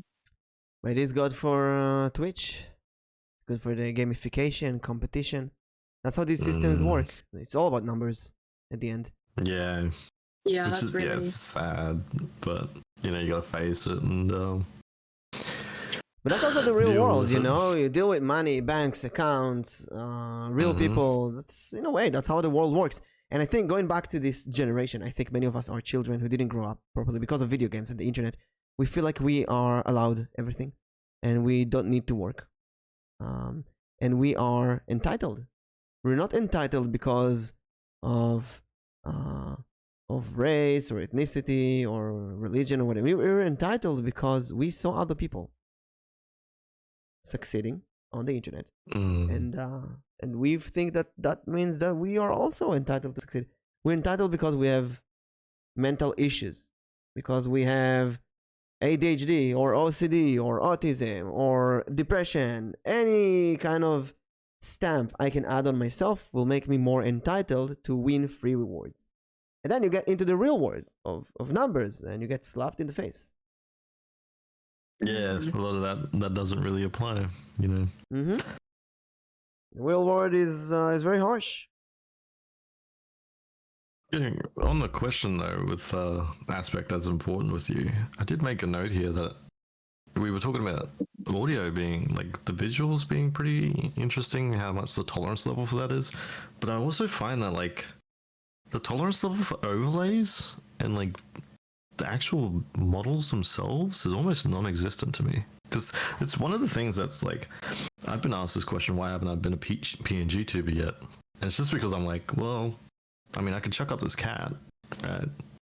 And technically I'd be a PNG tuber, but like, it just doesn't seem like it helps too much, because viewers just don't even, they haven't really told me anything about it. Like, it just doesn't seem like it's an aspect they care about. So I'm like, well, screw it. If it's something that they are willing to tolerate, and it doesn't affect me, you know, why If you go to YouTube, you chuck it see up that there? there's a lot of streamers who don't have any avatar or camera at all. Like the Game Grumps, one of my Yeah. biggest influence. They've been doing that for years, and it works. Mm-hmm. Yeah, it works. It works really great for editing. I gotta say that. Like, if I not having to worry about like where my avatar is when I'm doing any sort of editing for videos, thank God. Also, to be honest, it's really useful for computer resources. You don't need to Oh, deal with yeah. VTube Studio in the background and stuff. Yeah. Your It's not to say, camera, though, your that- background. You know, it's not to say It's that actually really it might funny. not help. Yeah. It's actually really funny because I actually just redid my overlays. Like all of them. Other than like the MVP podcast, but I redid every single one of my overlays during my hiatus. If that's the case, though, Nix, because you've redone them recently, how many people have noticed that you redid them without you pointing it out? Honestly, I could not tell you. There you go. It's like doing a new Isn't that an hairstyle. indication? It's like going out with a new hairstyle or dye your hair and nobody notices. Yeah, unless you're really particularly looking at this one. Unless it's like a really drastic change, like you're changing your hair from blonde to pink or something. Or like, you The know. only one that would be like a drastic change that people would notice instantly is my starting soon screen because it's no longer purple. Yeah. Yeah. And I think like when I did do my changes, I made the changes very drastic because now everything is mushroom themed. Oh, yeah, because you're a 4'1" mushroom. So you embrace the mushroom 4 foot. aspect completely. I have. I really have. Let's go, And I think- mushroom YouTuber. What made you do the change, though? Was it you so just there's didn't a feel couple- right with it? Or... Well, I always had like the mushroom theme part of it. It was just never Mhm. so enforced until like everyone really enjoyed it. Mm-hmm. And I think that was really what like pushed me to like really go into that. Like I had like my mushroom theme and everything, but it wasn't to the extent as it was now. And I think that was something that like I really thought about over my hiatus period. And I was just kind of thinking like I've been gone for a little over a month now. Like I would like to do something. Yeah, I would like to do something different. fix the small things, right? Fix the small things while I'm on a break. Why not? Yeah. And so like I was on, like I said, I make my own overlays. I make my starting student screens. I make them all. And I was just kind of like, I have this really nice overlay that I've made. I've updated it. It's still similar, but there's definitely changes. And so I was just kind of like, you know what? Let me just use the Canva Pro trial for 30 days. And Oh, yeah. that's what I did. And I saw so many cute mushroom things where I'm just It kind just of got like, you, you know like, what? I need to use inspired. this. Mm. Yeah, like I need to use this. I need to really go into like my branding of being a mushroom. And I now actually have access to these cute little images. And I'm just kind of like, I need to do this. I have the option to do so. And if I don't do it, I'm honestly missing a good opportunity. So it really comes down to being a VTuber is not only hiding yourself, but also showing your colors, your style, it's like a Your moving branding. art. Yeah, your brand. Mm-hmm. Showing yourself to other people, your true self. Yeah.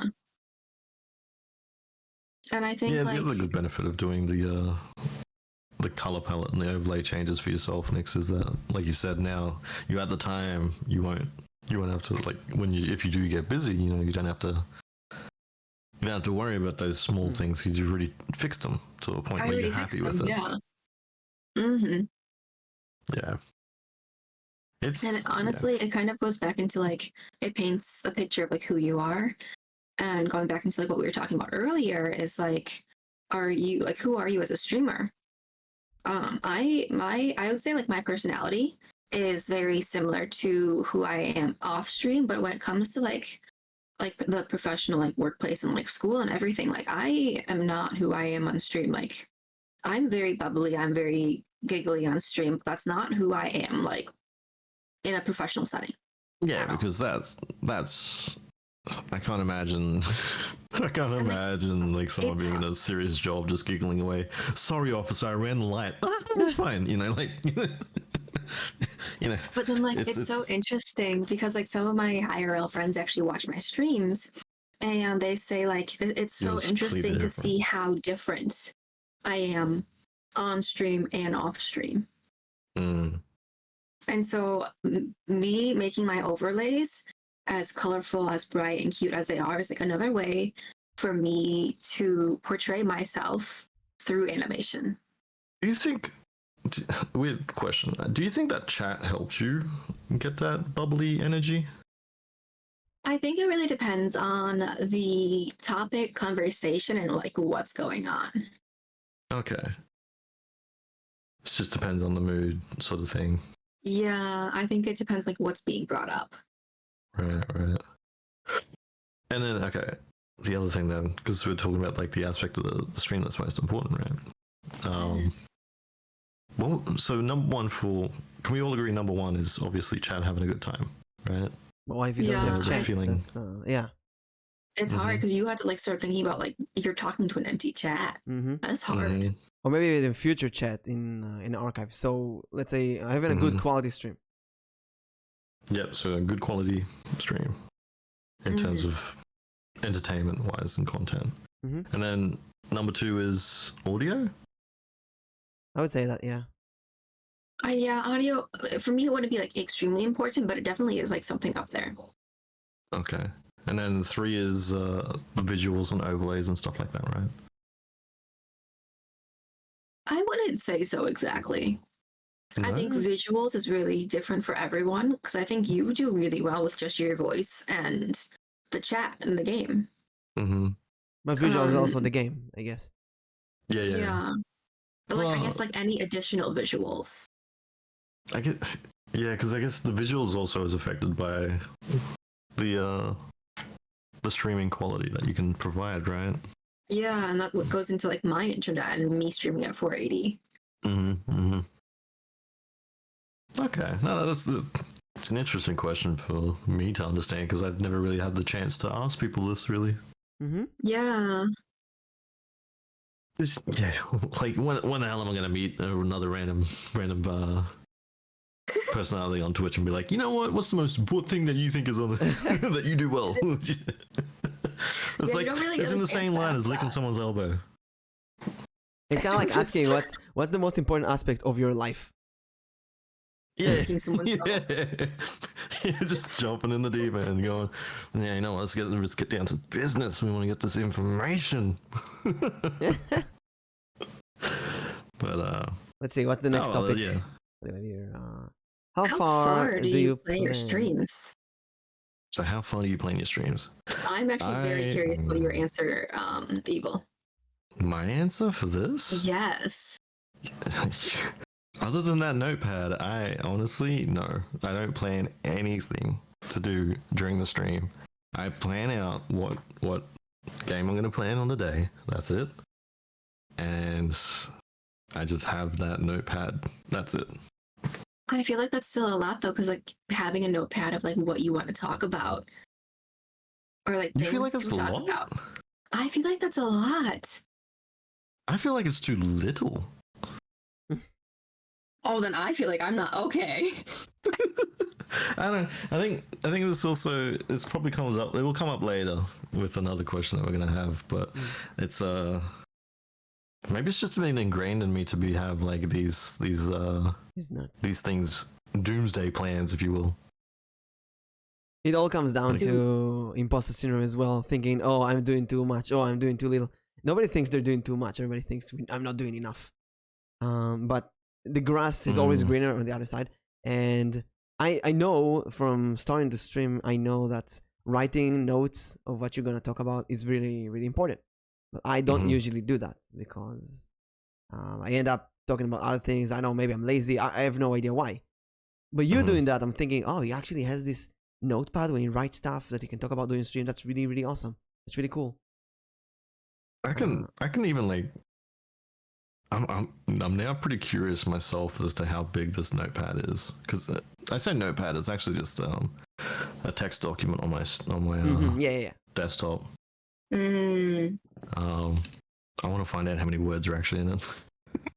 It's really important for me on what I'm streaming. Obviously, D&D streams are planned more, and um, and Tart streams are planned less because in Tart you don't know what you're gonna tackle until you talk to the person, and with D&D, you know there's gonna be some kind of story, some kind of background story to entertain the players and the audience.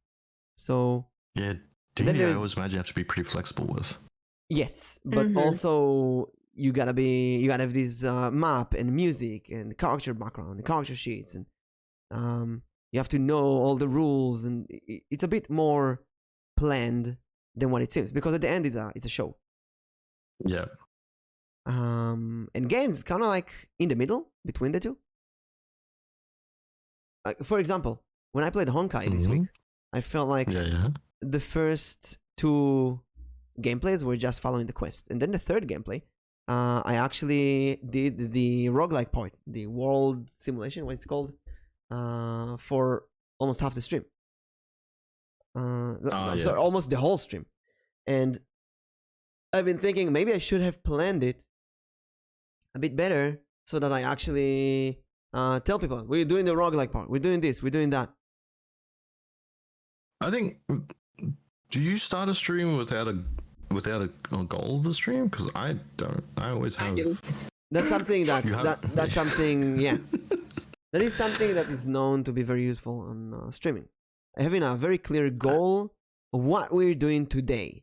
Today we're doing this. Today we're doing that, and then you can tell your viewers what you're doing, and it makes it more organized. But oh crap! That actually, sorry, this reminds me of the small thing. Yeah, go. Stream titles. Ooh. I don't know if anyone notices. Like, so for me personally, because I only have. If you look at any game category, right, and then you're flipping through the channels to watch, the only thing that I can do to get people to click and watch my stream is literally have what I'm doing in the stream title. And your the picture, what they see. Yeah, but the picture's always going to be the game, so they always know it's going to be, you know. But yeah, this is the only way for me to get people's attention is to have a proper title, which I think is something people, if you probably go through the podcast genre right now and look at some of the stream titles, there's going to be some horrendous ones out there. Like just literally like, I don't know, waking up in the morning, here's my day, and then that's it. Like that doesn't tell me anything that's going on in the stream. So what kind of goal do you what kind of titles do you go with? I think I can probably pull up some of the last one I was the developer told me the game was Diablo crosses Vampire Survivors. So I literally put that in the title. It's like, you know, is this game really like, is this game actually a cross between these two? Oh, so a question. The whole stream was me, asking. The whole stream was basically me just sort of killing mushrooms and actually filling out whether or not the game is actually like that or not. So let's say then for the D&D today, I know that the party is trying to kill a giant lizard. So a good title would be something like, would they kill the giant lizard or get killed by the giant lizard or something like that?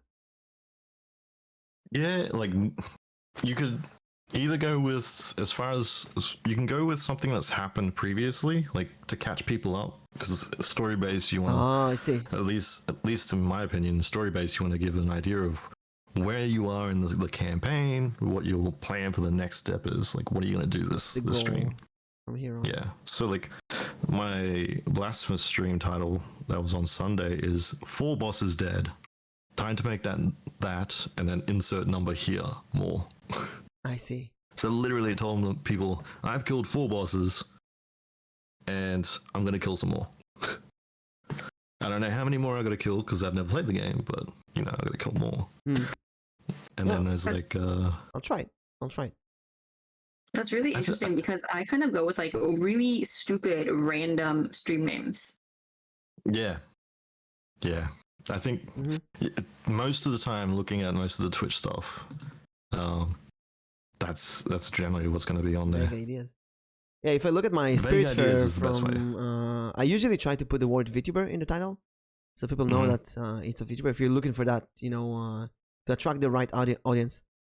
So yesterday title is Mimic VTuber is Death, and Yeah, that's that's because in perfectly fine. Spirit Fair you play as Karen, the Deathbringer.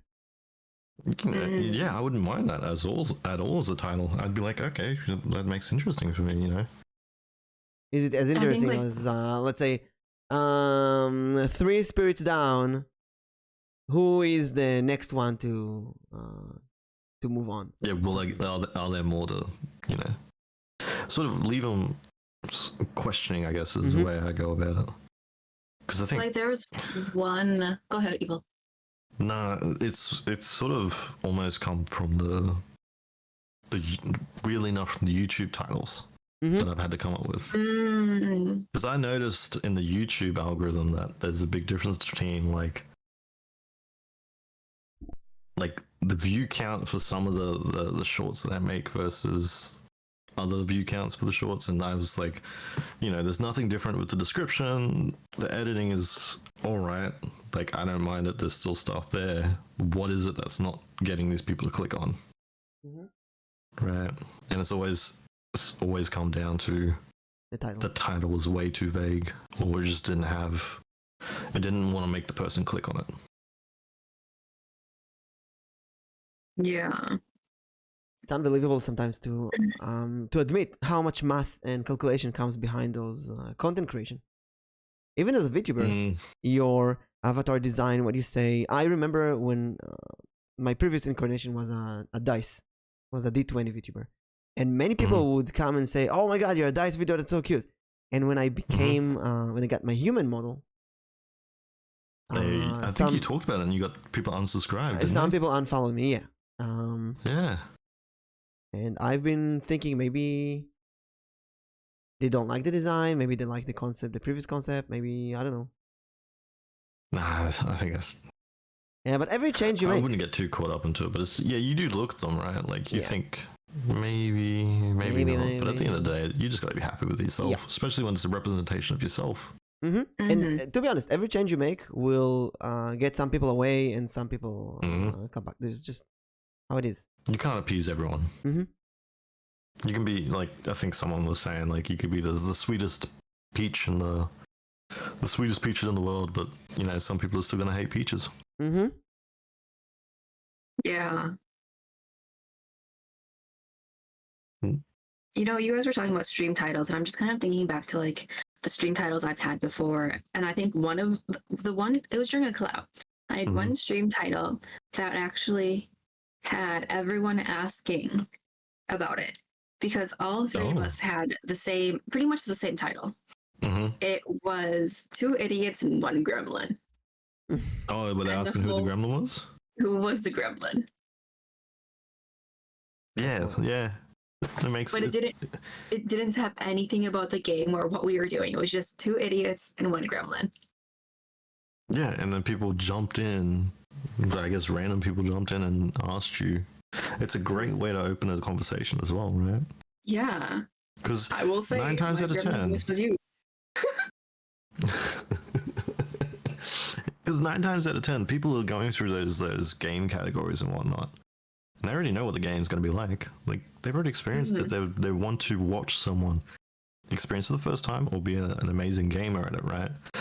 So the difference between my stream and someone else's stream is just going to be, whether they click on it is going to be down to, did my stream title tell them enough about what I'm going to be doing? At least that's how I figured it anyway. But that's just, sometimes you're a bit cynical and you want to be looking at everything a bit too under the microscope. Let's see. The next question is pretty interesting. Is streaming how you imagined it to be? Nix? You guys heard nothing. Nix? Something just fell. Yes, is streaming how you imagined it to be? Are those walls attacking you? No, my phone fell. I was like grabbing my mouse to like put the question in, and then I hit my phone and just fell. Oh god. Let's see. So, is streaming how you imagined it to be? No. Quinn, hello. Sure, that. Hey, Quinn. That's No, streaming a is not how I great imagined it to question. be. Yeah, go. What's different? The biggest shocker is probably like the perceived prerequisites of streaming. What does it mean? Like, so for me, before people start streaming, a lot of the times they want to have, you can't start a stream if you don't have your overlays, you don't have your model, you don't have this going, you don't have your sound list, you don't have your stream bot, you don't have your banners, you don't have your community branding. brand. Yeah, they tend to say, these are the prerequisites. You need to have these things before you can even think about pressing the go live button.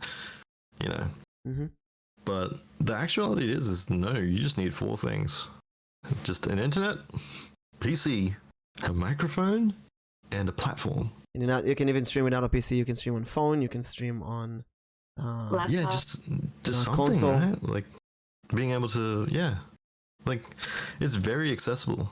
I would even go less than that. The only thing you need is the will to stream. You actually want to stream, you can do it. It's just find a way. But if you don't want to do it, find a way. Someone who really wants to stream would drive 3 hours a day to the nearest cafe and stream for there. If you really, really, really want to stream, if it's in your bones, you will do it. And if you're not doing someone it, out there that's definitely doing it. Yeah. There's so many streamers out there at the moment. There's someone that's definitely driving to the next town over's friggin' library to log into the Twitch account and to log into just chatting or whatever. I watched a lot of his lectures about self-improvement and such in my life, and I remember there's all kind of stories about people who needed a job, so they would drive 4 hours a day. They would walk 4 hours a day, early morning to the nearest town to get a job. They would work 7 hours straight, and then they go back 4 hours to their house, sleep 2 hours, and it sounds crazy, but if you really want that, if you really need that, it happens. And you make it happen. You can say that you don't have time, but then you play video games. You can say that you don't have money, but then you buy the best iPhone in the market. I mean, come on. Actually, that was another weird thing that I noticed with how I imagine streaming was, people just turn on the game and literally just play the game, and people will turn up and watch the stream. Oh yeah, people will just appear. People will just come into chat. Just appear out of thin air. Yeah. Like, oh my god, you playing this game? Oh, it's so amazing. I love this game. Oh my god. And rarely it happens. For some reason. Very rarely it happens. I remember when I started streaming, and I had 0 people in the chat, but I played all kind of weird games. Like I played Indiana Jones from 1992 or 1996, one of them. And so you had like the retro viewers. Yeah, and someone came in and was like, "Oh my god, I love this game. They want hints. So I'm just gonna watch here for a bit." And they gave me some hints when I needed some help. It was really nice, like one-on-one kind of like experience. Yeah, you remember those moments because they're very memorable. But then you have some moments like I played Opus Magnum, which is a really, really hard puzzle game. I played one, it fried my brain, and I couldn't play more. Then I uploaded it to YouTube, and one of the comments was, "When is the next chapter?" Oh, yeah. And I'm like, God. I don't want to play the game again. I love it, but I don't want to get into it. It's just my head was hurt so much afterwards. No, I've been, when I've chosen things to edit as well, I've kind of been hit with that one as well. I mean, like, I don't want people to be coming back with like the expectation that I'm going to be doing like a let's play of this series. Yeah. Like, the best example I could give is Visage. I played Visage, and I plan to play it every month. I hate that game sometimes, man.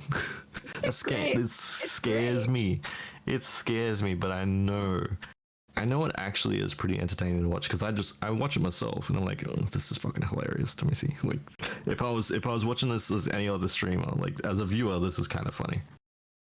And like I know if I edit that thing and put it on YouTube, there's gonna be a bunch of questions about like, when's the next one coming out? Why aren't you making it more? Like, and it's just like I do this as a hobby. And this is a hobby, man. Like, I don't have an editing team. I don't have all this extra stuff. I've never edited anything in my life. I learned that because I was like, you know what? Let's just do it anyway. I got time. So, it's certainly, yeah. Streaming, oddly enough, is surprisingly fairly deep into... Goes deep. It depends on how hard you want to go into it, really. Like, you can turn on the game, like have those 4 things I talked about: the internet, the PC, microphone, and the platform. And you can just play the game if you want. If that's the type of stream you want to have, if you can do that. But like, if you want to really get deep into it, you can do your own editing. You can find mods. You can have topics to talk about. You know, really plan out. I guess even if you're very weird about it, you can plan out how many minutes you're going to be talking about things as well.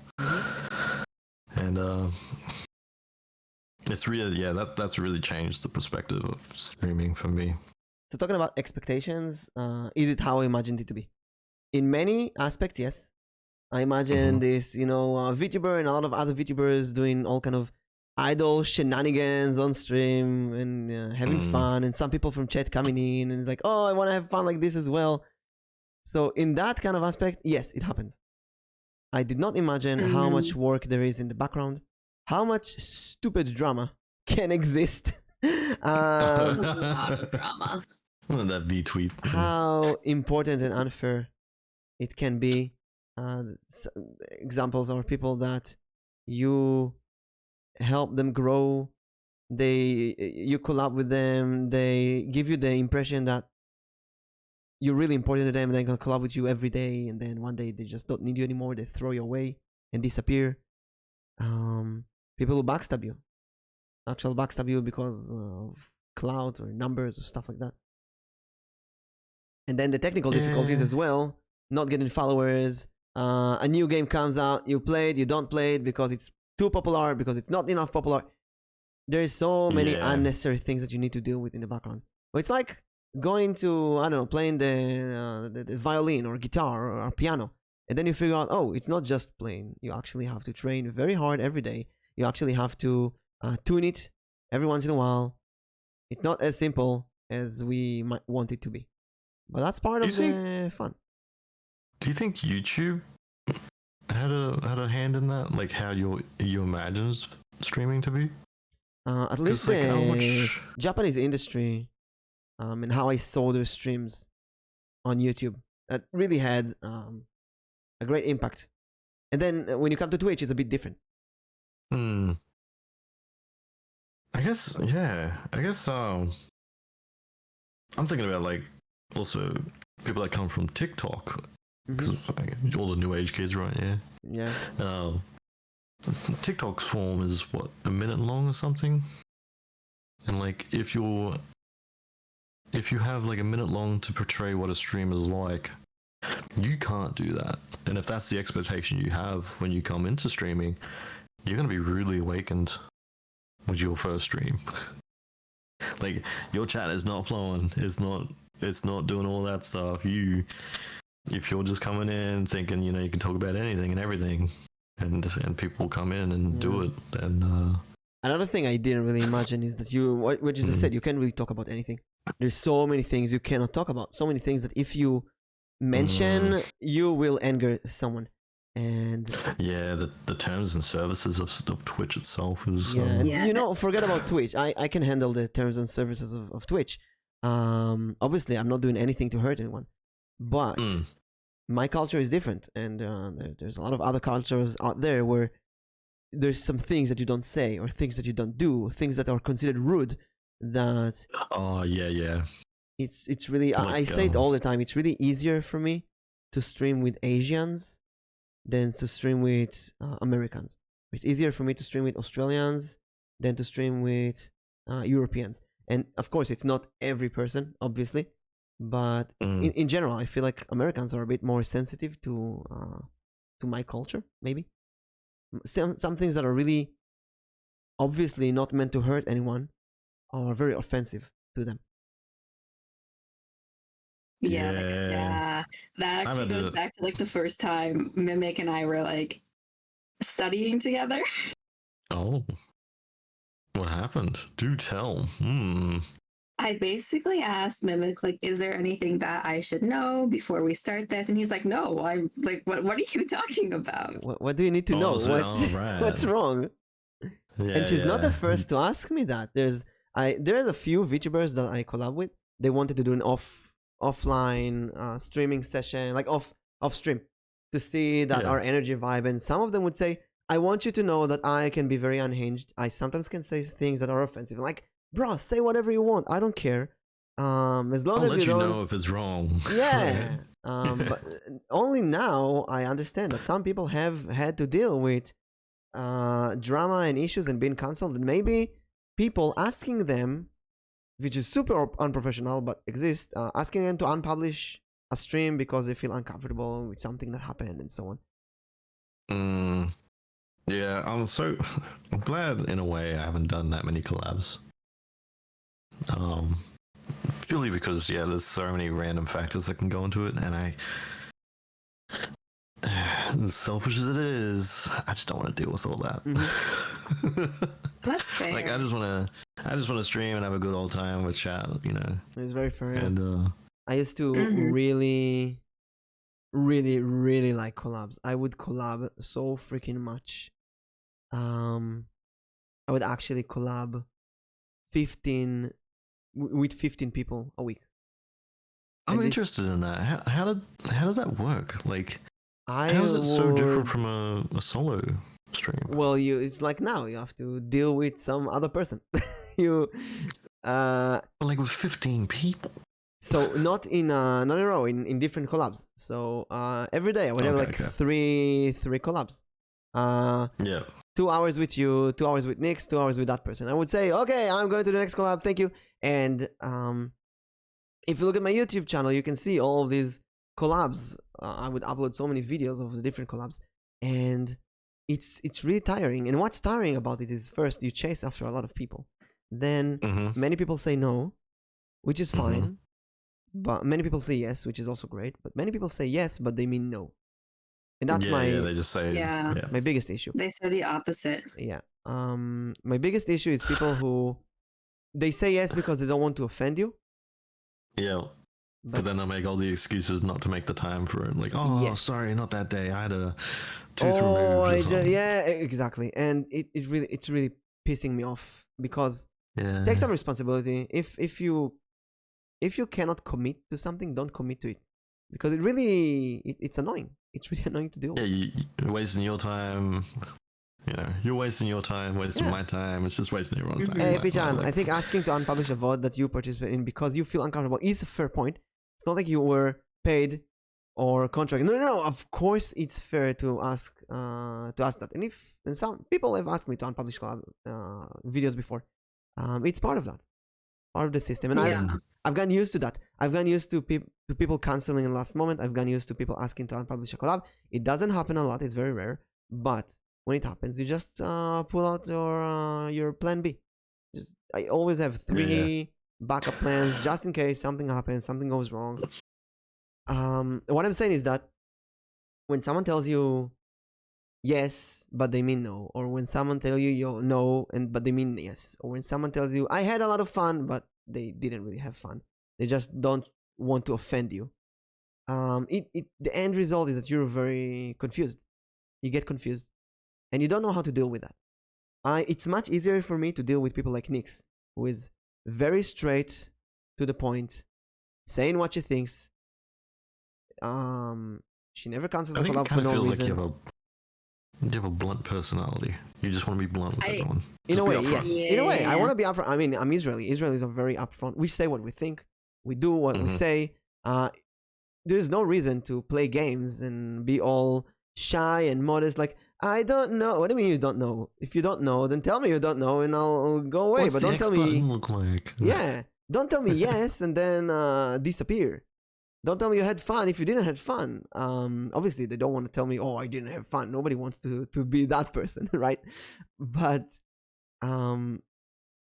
don't tell me that you had fun. Don't lie to me. Okay, don't lie to me. That's the thing.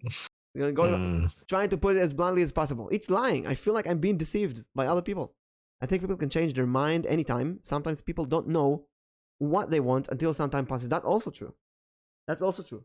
Yeah. Now, during the time I was collabing with 15 people a week, I sometimes gave another chance to people 5 times. There's a person recently who was involved in a big drama on Twitter, and that name was very familiar to me. So I went to my Discord history and saw that half a year ago I was supposed to collab with that person, and they canceled the collab 5 times. And every time they canceled, I was like, okay, let's do it that date instead. I really went all out. You went all in for it, yeah. And I didn't get the hint. And if you read the Discord message, there is no way to understand from what they say that they don't want to collab. It really looks like they genuinely want to collab with you, but in the last moment, they deal with some depression or whatever, and they can't do it. And you're left there. I spent time. I spent money. I did some connection. I canceled other plans. And doing collabs is really annoying at this point. It's really, it becomes a hassle. I want to say this up straight, very straight. I'll be so it's as blunt as sour possible. for you. Yes, I'll be as blunt as possible. Yeah. The vast majority of people that I worked with in the VTubing community are childish in very bad ways. They're unprofessional, childish. And that makes sense because this is not an official job in a corpo. This is like, Wild West. This is just wild grounds where everybody's calling themselves a VTuber. Everybody's doing whatever they want. And you will meet a lot of young people. You meet a lot of people who are unprofessional, people who were... There's a reason we hide our faces. People who were maybe even discarded from our real life, and they might not understand the different culture, different time zones. They might be tired. They might be dealing with all kind of stuff. Many VTubers deal with mental issues. So it's like going to... I don't know, going to a street with homeless people and asking them, why don't you have money? Why don't you work? And it's really stupid. It's unfair of me saying that. In a way, I'm saying the problem is with me, with my expectations. I came to this, going back to how is streaming, how you imagined it to be. I came to VTubing expecting, it's gonna be like passion. This Japanese industry where nobody's late and nobody cancels a collab and everything is perfect. And you see, they discuss this, like, people change their mind, people like you, people don't like you, people do this, people do that, people call you bestie, and then they don't speak with you for a year, and then after a year they come again and say, hey, bestie, like, what kind of bestie are we? What's going on here? People have very weird perception of the world that is different than mine. In a way, it pisses me off. Yeah, I guess that's... I don't think I've ever experienced that with the expectation part of is streaming how you imagine it to be. Like, you expect, I guess, everyone else to be in the same sort of level of commitment that you are at. Yeah. But then it's interesting like that, because, like, that goes back to, like, perspective, and, like, you see someone doing this, so you assume other people have to be doing the same. Yeah, they might be thinking they're doing enough. Yeah, it just goes back in a circle of, like, are you looking at what other people are doing? Are you doing the same thing as them? And then it goes back to your thought earlier, is like the grass is greener on the other side. Because people always think they're doing like either too little or not enough.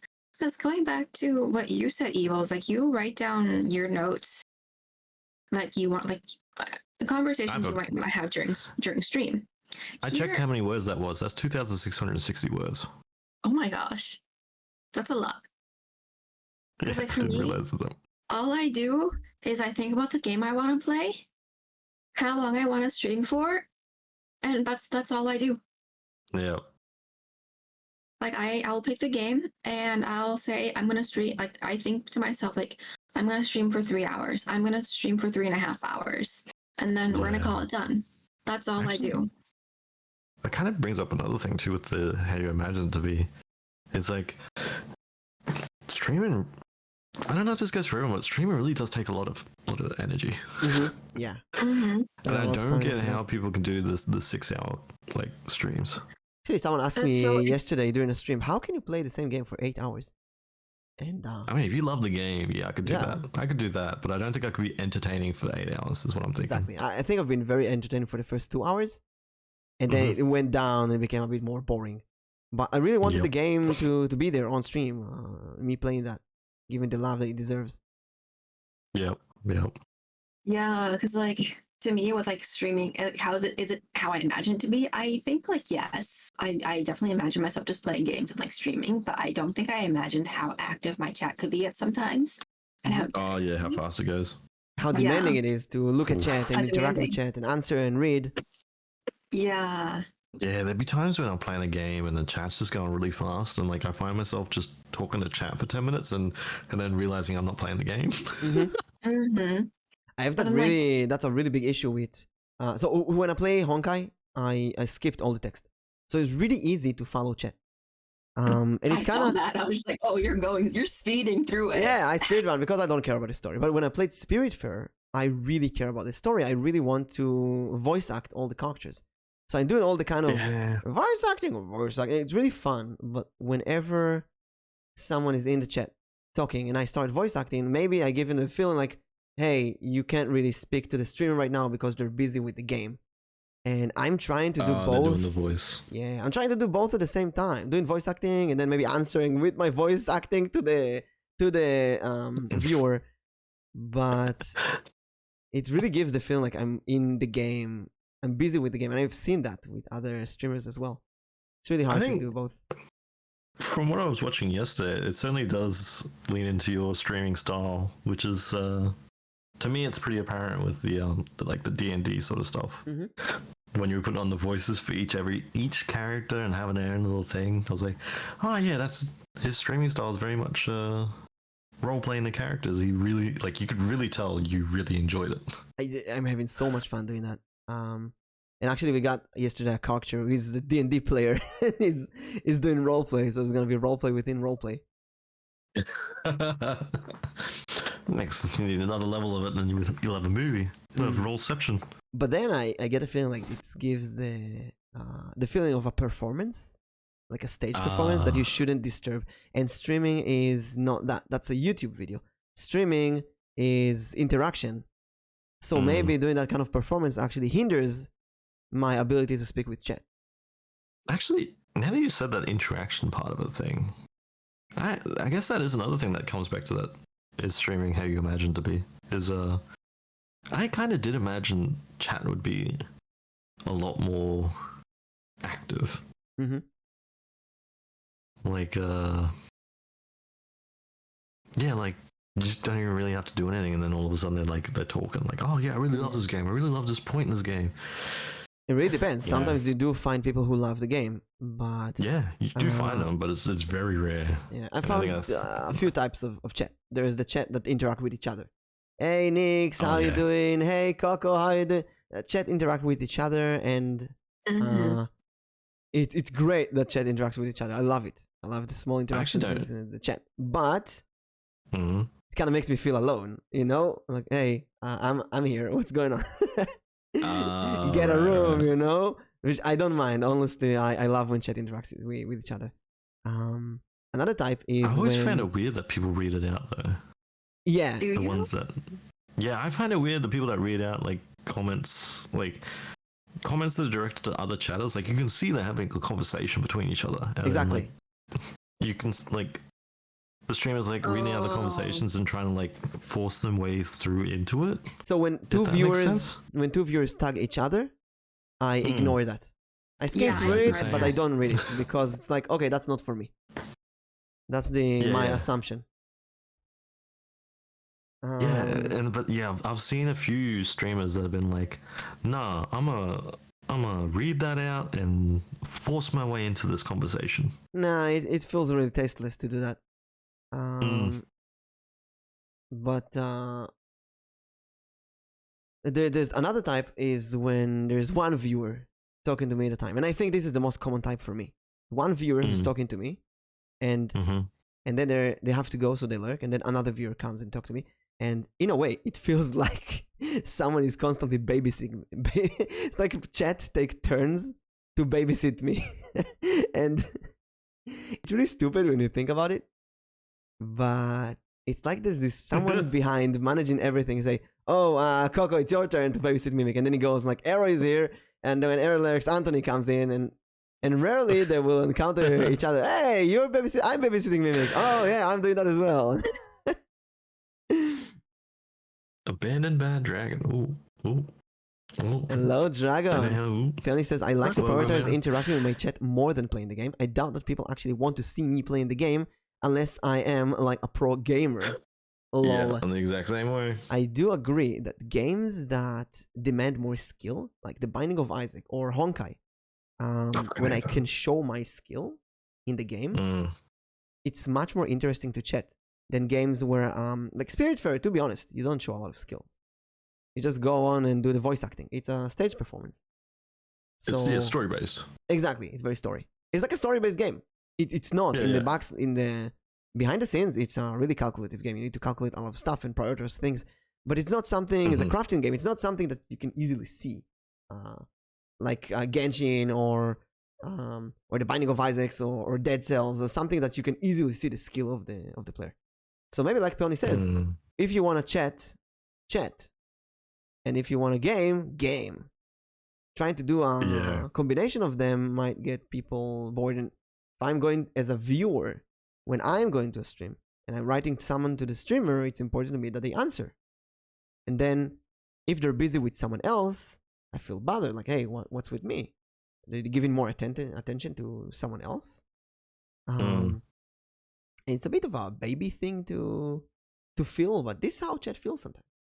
And I know some of my viewers say that they rather be in my stream where there's less chat than in one of the big streamers where there's chat non-stop, because they can actually talk to the streamer. And they can't be noticed. Yeah, exactly. Yeah. You triggered one thing in my mind that I've repressed away. Was there was one occasion when I was with chat, but it was like I was having like 3 different conversations at the same time. Like one viewer was talking about a certain game, another viewer was talking about the actual game I'm playing, and then there's like a third viewer that was talking about like something completely random. And like it just got to a point where I was trying to juggle all 3 conversations, but I couldn't Can't follow all bring of them into one. Exactly. It was that one, when that happens, that's rough. And it kind of makes you feel like you're speaking to 3 Discord conversation at the same time. Yeah, because it's hard to track it too. Exactly. One person will tell you, "Hey, I got a story for you." You're like, "Okay, tell me the story," and then you go to the other person until that person will tell you the story. It's a little bit unfortunate too, because you kind of like you do want to incorporate everyone and give them a chance to be able to like talk to you and interact with you and everything, and it's like, yeah, if only one person's doing the talking, and I guess that's where the streamer the streamer personality has to come through, as when I being go able to bring in other people. When I go to my real life job as a dungeon master with children, you see the children are very egocentrical. They are not really aware many times that you're speaking with other people. If you speak with one child, he's not always aware that you're speaking with another child. They would interrupt each other, and sometimes you have to say, "Hey, I'm speaking to that person." In a way, maybe chat is the same. A thing that repeats with me is the TITS system, Twitch integrated throwing system, TITS. So you can throw stuff at the streamer. And my issue with that is that it can happen during collabs. And let's say that I'm collabing right now with Nix and you, and someone is throwing items at Nix, and all you can hear is that items thrown at Nix, and Nix like, "Oh no, you throw items at me," and it's really funny, but it really takes the attention from the collab partner. So it does. Going back to collabs, you have to make sure that the collab partner is being shouted out and being given the attention they deserve, and they are allowed to speak. Because one of the worst things that happened to me is being in a collab and the streamer is busy with their chat, and Basically, they forget your completely existence. forget me. Exactly, yes. And it happened to me multiple Yeah. times by people who invited me to a collab. It feels horrible. It really feels bad. Hey, you feeling over there, Nix? I feel like we've let you out for a bit. No, you guys are good. I think that like kind of leads into like actually question number 7. How do you choose your Twitch redeems? Oh god, yeah. How do you choose How the do you- Twitch redeems? Amazing I think question. Nix, what do you feel about this? This is actually really interesting because I right before stream for podcast, I actually turn off my redeems. You turned them all off? Yes. Oh yeah, you did too. I did, Wow. and then I turn them back on after the podcast, if I Hmm. remember. we'll remind you afterwards. And, We'll and get there. do tell us why is that? And the answer Yeah, will give us the already be. reasoning. I'll always tell everyone the answer is because she's a professional. Well, some of them I can say like because I use a PNG for the podcast, I can't do the redeem of like adding cat ears, adding bunny ears, or like changing that. And then like there's the sound alerts. Like having sound alerts during like a regular stream is fine, or like during like regular collabs where only you hear it. But then like when it's the podcast, it's only being streamed on one person's channel at a time. Hmm. And so it's very rude and disrespectful to have sound alerts playing when someone else is talking. Yeah. And so I turn them off in order to have all attention drawn to the people talking. But Everyone, what about everyone who's listening, be like Nix, please. yeah, be respectful of everyone's right Yeah. to speak, right? Mm-hmm. Which is Well, like what why I didn't about- like want to interrupt you guys earlier when you guys were talking because you guys had a good back and forth conversation. Oh man. What about in solo streams by yourself then? How do you feel about your Twitch redeems? How do you go So- about choosing them and stuff like that? With my Twitch redeems, I really do what I'm most comfortable with. And so when someone requested to me have cat ears and bunny ears, I said, there's no reason why not. Mm-hmm. And I'm comfortable with it. I'm able to add those on to my model, and it's nothing that makes me feel uncomfortable or anything. And so having those two were fine. Mm. My Gremlin redeem, my No English redeem or ASMR redeem, I'm completely comfortable with those because I know that I put them there because I would do it if they were redeemed. I was tempted. Which one? I got the points. I was gonna Oh, go for the goodness. ASMR one, but then I was like, screw it. I don't want to be. I think I don't know. It was like, maybe another time. When can I really truly evilly use this point? Evil is true to his name. Aren't you truly evil? Well, I already stole the name. We're already started my villain story. But, Evil is true to his name. But have you ever had one that you chucked in for the sake of being like, you felt peer pressure to have it in? No. No? You've never had that? So, So about when I Ara pick my Ara sound- or Uwu redeems. Yeah, what about your Oh. hydrate regime? Didn't you have an issue with that one? My hydrate redeem was really just people spamming it, and so I have a cooldown on it. Mm-hmm. Simple fix, cooldown. Actually, Mhm. before I implemented the hydrate, I saw people spamming it on other people's chat, so I just put it in a cooldown beforehand. I knew it would happen. I didn't know that would happen because I've never seen it happen before, and so I didn't know it was a thing. And then I had my Drama 4-hour mage. stream where I had to go back and I counted 46 hydrate redeems. That's not bad. It's only 10 an hour. Coco did try to drown I'm pretty me. sure. I do what I do is just take really really small sips every time I get a hydrate. Because my problem I is don't. not my issue is not drinking too much. I love water. My issue is needing to go to pee during the stream because I don't want to leave chat alone while going to pee. At that point, so if you don't have trouble with hydrating, why have a hydrate redeem? I know some people who they're really good at hydrating, so they don't have a redeem because they just constantly drink throughout the stream. Ooh, this kind of leads into another question. How do you come up with ideas for your redeems? So in my case, Yeah. I really think that redeems are kind of a great way to interact with chat. A hydrate redeem, a stretch Mhm. redeem, it's like, hey, I'm supporting the streamer. And also, if I forget to drink, if I forget to stretch, if I slouch, it's great that chat is there to remind me. Mhm. It's like basic healthy stuff. Take a small break. Mm-hmm. But then I watch other streamers and I see some redeems that really bother me as a viewer because they are attention grabbing streams, attention grabbing redeems, and the main culprit is the sound alerts. I don't have Yeah. sound alerts redeems at all because I simply hate them. I hate when you're in a stream and suddenly you hear a loud music or a jump scare or something like that. That it feels out of place. It really feels out of place. And I remember first times I watched Twitch streams. I think it was one of Iron Mhm. Mouse's streams. There's so many noises going all over the place. There's like Yeah. a Yeah. TTS Yeah. reading something, and there's a raid message and a follow message, and thank you for this and thank you for that. I think you feel. I did some D&D live shows on stage with children. So I had an audience of 200 children, and I do D&D. I tell them a story, and then I bring them Mhm. up on stage, and they play the characters and so on. And few of these times were great. One of these times it was summer, July.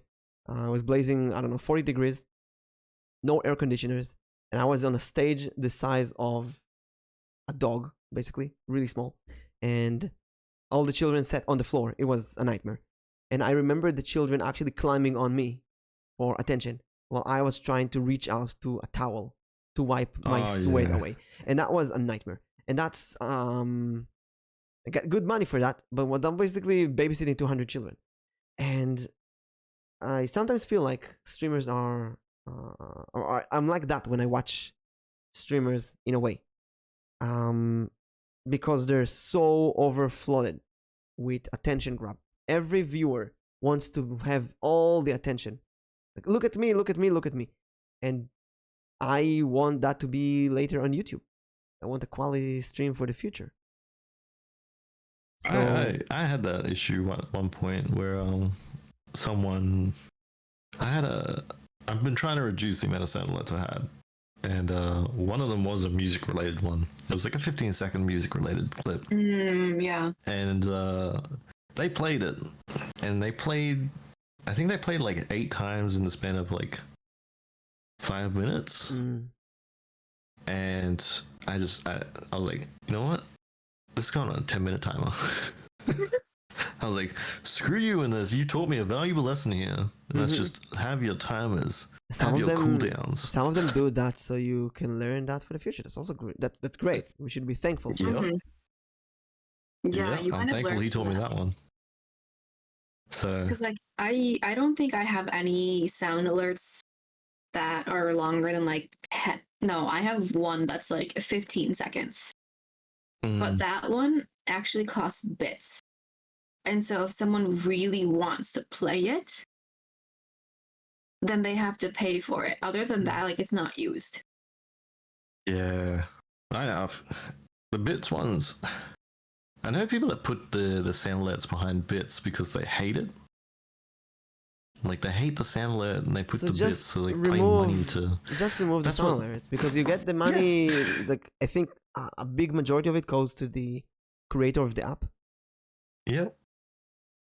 Yeah. So like just rather than having it there, just take away the ones that you don't want and have ones that you can tolerate, and that's it. But that goes back to being pushed by other streamers, like doing there. Everybody has that kind of redeem alert, then I must have that too. Everybody's doing a Mami voice or Ara voice, so I must have that too. I know a few streamers who have Ara and Uwu voice, and they would refuse doing that, and I redeemed them multiple times to kind of show them, hey, if you refuse doing that, why is it there? And you see people redeem that over and over and over, and they refuse doing that. And like, so what's the point? Until they say I have to remove that redeem. And when it comes to me, I was thinking, what can I do that could be fun and interactive for the chat, but also not annoying, not pissing off other people, not taking the attention from the other viewers. So I have roll your luck redeem, which I just roll the die, 8 and 8, and tell them the number, and that's it. You get the number. It's really fun, really small, takes instant. I have a tower redeem, which is a bit more costly. I draw a tower card. I have the tower decks, the card here. I just draw a card and tell them what the card is, and it's really simple and it's well. You want a roll? You have to redeem it. You know, I'll give you a roll, Coco. It's a 1. Look, see, that's what you have happens when you redeem the in the wrong stream. But aside from that, I thought voice acting is something I really love doing, and acting as other characters. So I have to do a redeem about that. So I have to say this redeem or imitate that person, do that kind of imitation. And story time. People give me a prompt. I tell them a story. I improv a story on the spot. Stuff like that. So any stuff that is within my language or acting or speaking, or the things that I do that make me be a bit more different than other streamers. That makes sense. I'm currently thinking like, which one of your redeems kind of surprises you with how many times it's redeemed? Love confession, by far. Love confession? Yes. Really? And praise. Love confession and praise. So when I started streaming, I watched a few VTubers, a few streamers who their community sucked. Their community was so negative and so abusive, and it comes from the streamer. The streamer was abusing their chat. The chat gives that back. So and sometimes even the streamer would complain, "Why is my chat bullying me?" Like, listen, they tweet, "Listen, there's bullying, but this bullying crossed a few lines today. You're bullying your chat nonstop. This is what you get in return." So I said I'm gonna do the opposite. I want wholesome redeems. I want praise. Choose someone, I praise them. I want love confession. Choose someone, I do a love confession to them. A made up, all out anime love confession, and it's so popular. I think that every single stream there's a praise redeem multiple times, and there's a love confession multiple times. And chat start bullying each other. They tell me to confess my love to other people, and then they have this love confession argument, like who is gonna love confess to who? And sometimes in collab, they're like, the collab partner, can they do a love confession? And that brings a really wholesome vibe. So, yeah, for me, I'm actually very surprised about how often people use my "I like turtles" sound alert. Oh, the "I like turtles." You know why I use that one? Because it used to scare you. I'm sad about that fact. Yeah, it used to scare you because it was like I think it scared you a couple times, and I was like, you know what? I think it scared me a couple times, but now like everyone uses that one, and so I'm so used to What about you, Eo? I can't. My redeems actually don't get used that often, I don't think, because a lot of my redeems are actually sound alerts, I think. Oh no, wait, the one that gets me the most, I didn't expect too much, was the "Greet Me," which is just a voice going evil, and that's it. I like that one. I was like, what? You're just saying hello. It's like you're announcing that you're here. That's it. I'm like, oh, that's great. I'm glad you're using it, because I honestly didn't think it was going to be anything. Well, for me, the reason like why I use I use it almost every time I join. Is because it's one thing to just like say hi in the chat. It's another thing to use a sound to say hello in the chat. Because by saying like having the sound alert saying evil, so having it say your name is kind of similar to like me joining call and saying hi evil and then just hanging up. Feels a bit more personal. It's more personal. Okay.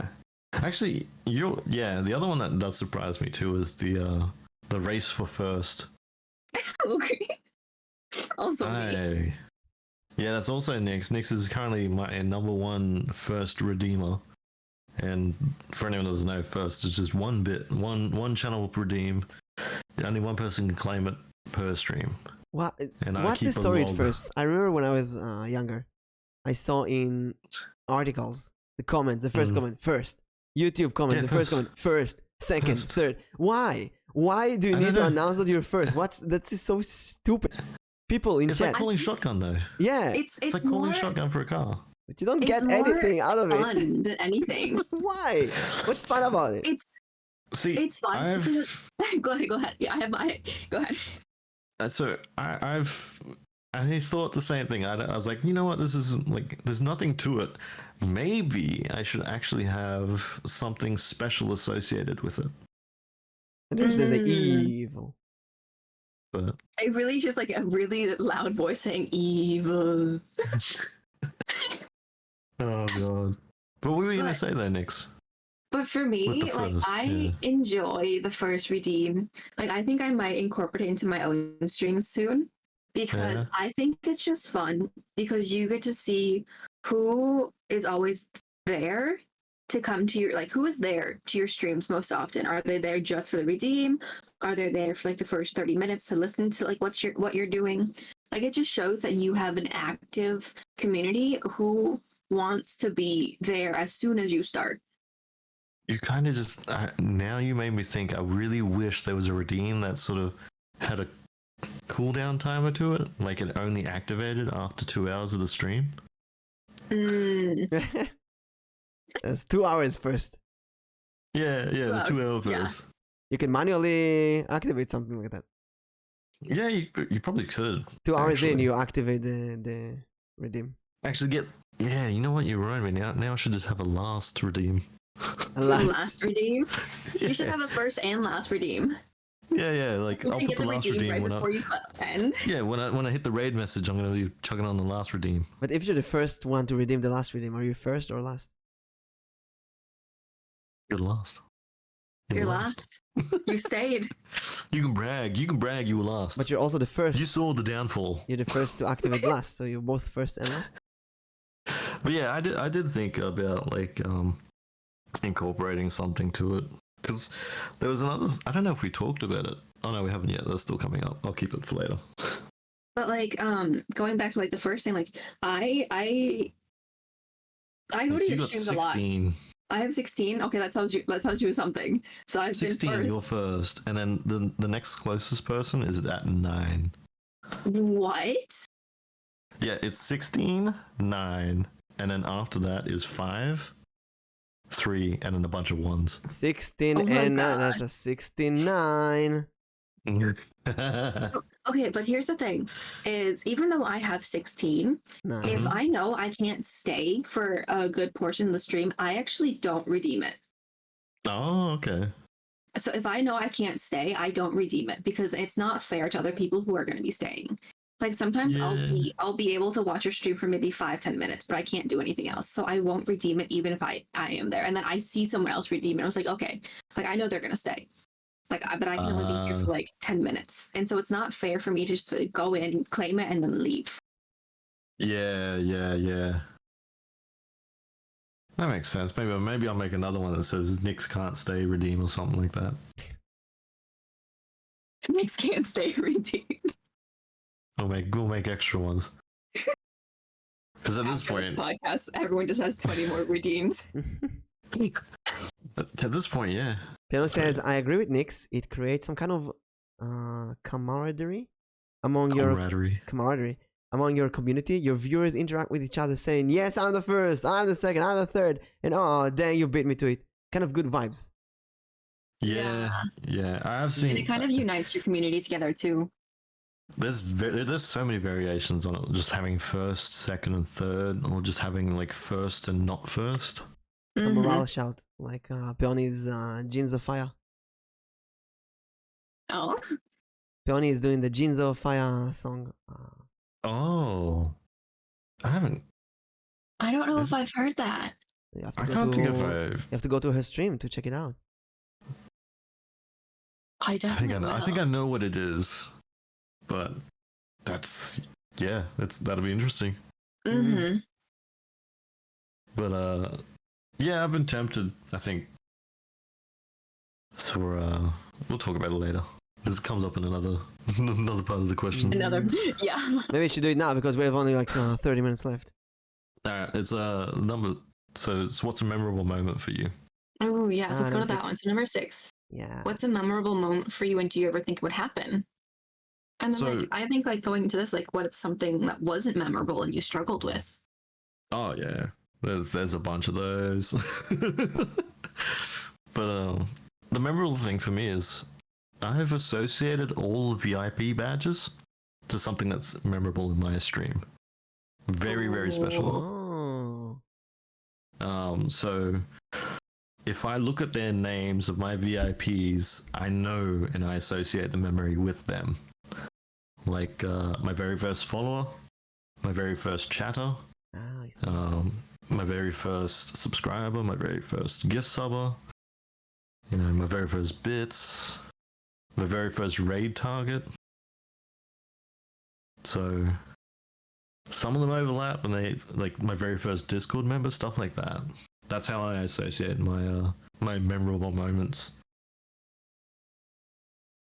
But ooh, I've been like trying to think about mine, your and VIPs.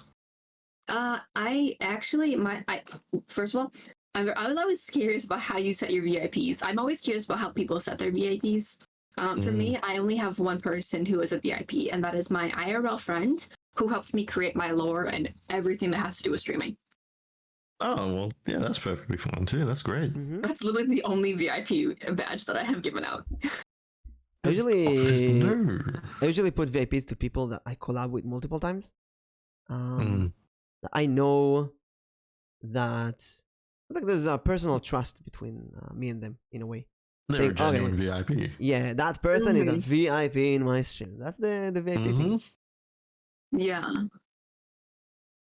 But Yeah. for me, a memorable moment for me, I think, would be when I got a raid. When I got a raid and then a hype train was started, because I didn't know what a hype train was. And I actually had to pause my stream and Google what a hype train was. I guess yeah. If you're not in Twitch, that sort of hemisphere of it, you wouldn't know, right? Yeah. And so like reading it and then like figuring out what it was just kind of like, I can't believe like this is happening. Did you clip it, highlight it at all, and keep it as a memory? I did not, but I do have the VOD still. But that definitely was like one of the streams where I almost started crying. Oh. Because Damn, it was just so memorable. And like just like the joy of all of it. What would it take to be more memorable then for you? Like, what do you like? How do you determine something as being memorable? I guess. For me, if it has like an impact on me in some way, like I think it was after that stream did I add a cry command. You added a cry command? Okay, I didn't even know that. I gotta look at your commands more. How does the cry command work? Do they start crying on stream? People tell you to cry and start crying? There we go. Nix has cried. Oh, how many times you cried? I see. Yeah, she's got to cry. That's like command streamer, start crying. Activate cry mode now. Oh. Just like, what do you want? The ugly cries, the beautiful cries? Because like things like hype trains are like when people just suddenly like just start gifting things. Like I just don't know how. Like I just get very emotional, and it's just kind of like I don't know how to respond. For me, I think a lot of that stuff too is also it's a huge compliment to receive any sort of monetary sub, gift. raid, anything is a huge compliment. Yeah, because it just means like you can watch the stream for free, but then you've gone ahead and decided it's worth. When you gift a sub to someone, it's like people love you so much that they're willing to sub to you another time. Yeah, it's such a big compliment, right? And every time it happens, I honestly always feel like I don't express that properly. So, yeah, secretly, I do send a message afterwards and thank them for it, because it is a big compliment that deserves in my opinion deserves a proper thanking. Bonjour, Yeah, Makoto. you can only do so much live on stream. What about you, Mimic? What's been a memorable moment for you? There are so many, because it's a year and a lot of things happen, and because I collab with so many people, then there's a lot of great and bad memorables. Actually, a memorable moment doesn't have to be a good moment; could be a bad moment. And I actually talked about this in my stream. I think Peony Do you think it's 50-50? was there and asked to get a tease from the podcast, so I pulled out this question. No, it's definitely not 50-50. There is by far more good moments. By far, I would say 95% is good moments, but then there's the 5% bad moments, and the bad moments they really sting out. They really harsh. So randomly, first raid, first mod, which came together because Arrow was there and like, hey, make me a mod, I'll solve everything, because Stream Elements started to banning people.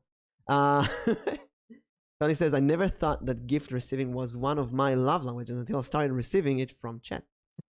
Talking about Pony, for example, I remember she got me the key for Diablo 4, and we played 12 hours together the whole day out of nowhere. I remember getting 130 subs from my chat. Damn. And like 100 subs from Swordek, because I have this every new sub I do 10 jumping jacks. So they're like, so do as a punishment. Yeah, do 1,000 jumping jacks. So I did 1,000 jumping jacks on stream. I put my camera on. I just did 1,000 somewhere on YouTube, and that's a great moment. That's really brought everyone together. And they're like, let's do this jumping jacks with him. And then they got up, like Zero and Sordek, and started doing jumping jacks with me. D&D is always great memories. The end of a campaign where you have all the I have 100, roughly 130 players in D&D right now in 2 campaigns, 3 campaigns. Ooh. And the end of each campaign, you put all like 50 or 70 players on screen. You have this giant picture of everyone. You see, oh my god, what an amazing thing we achieved here. Those are some of the good memories. Yeah, exactly. Yeah. And there are some bad memories, people who backstab you, talk bad about you behind your back, kick you out from servers because of miscommunication, misunderstanding, blaming you for things that you've never got no done. association with. Yeah, exactly. But I think the general misunderstanding you.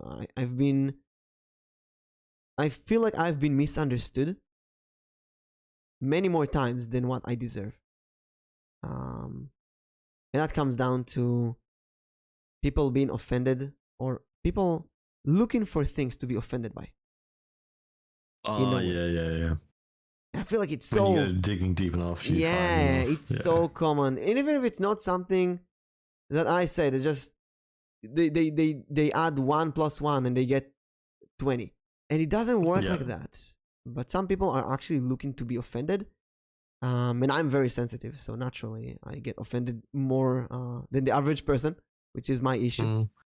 But when you interact with a lot of people, you have to deal with that, and that's something. Right now, I'm doing less collabs. So I'm doing more collabs with people that I trust and less collab with new people, and I found it easier to deal with.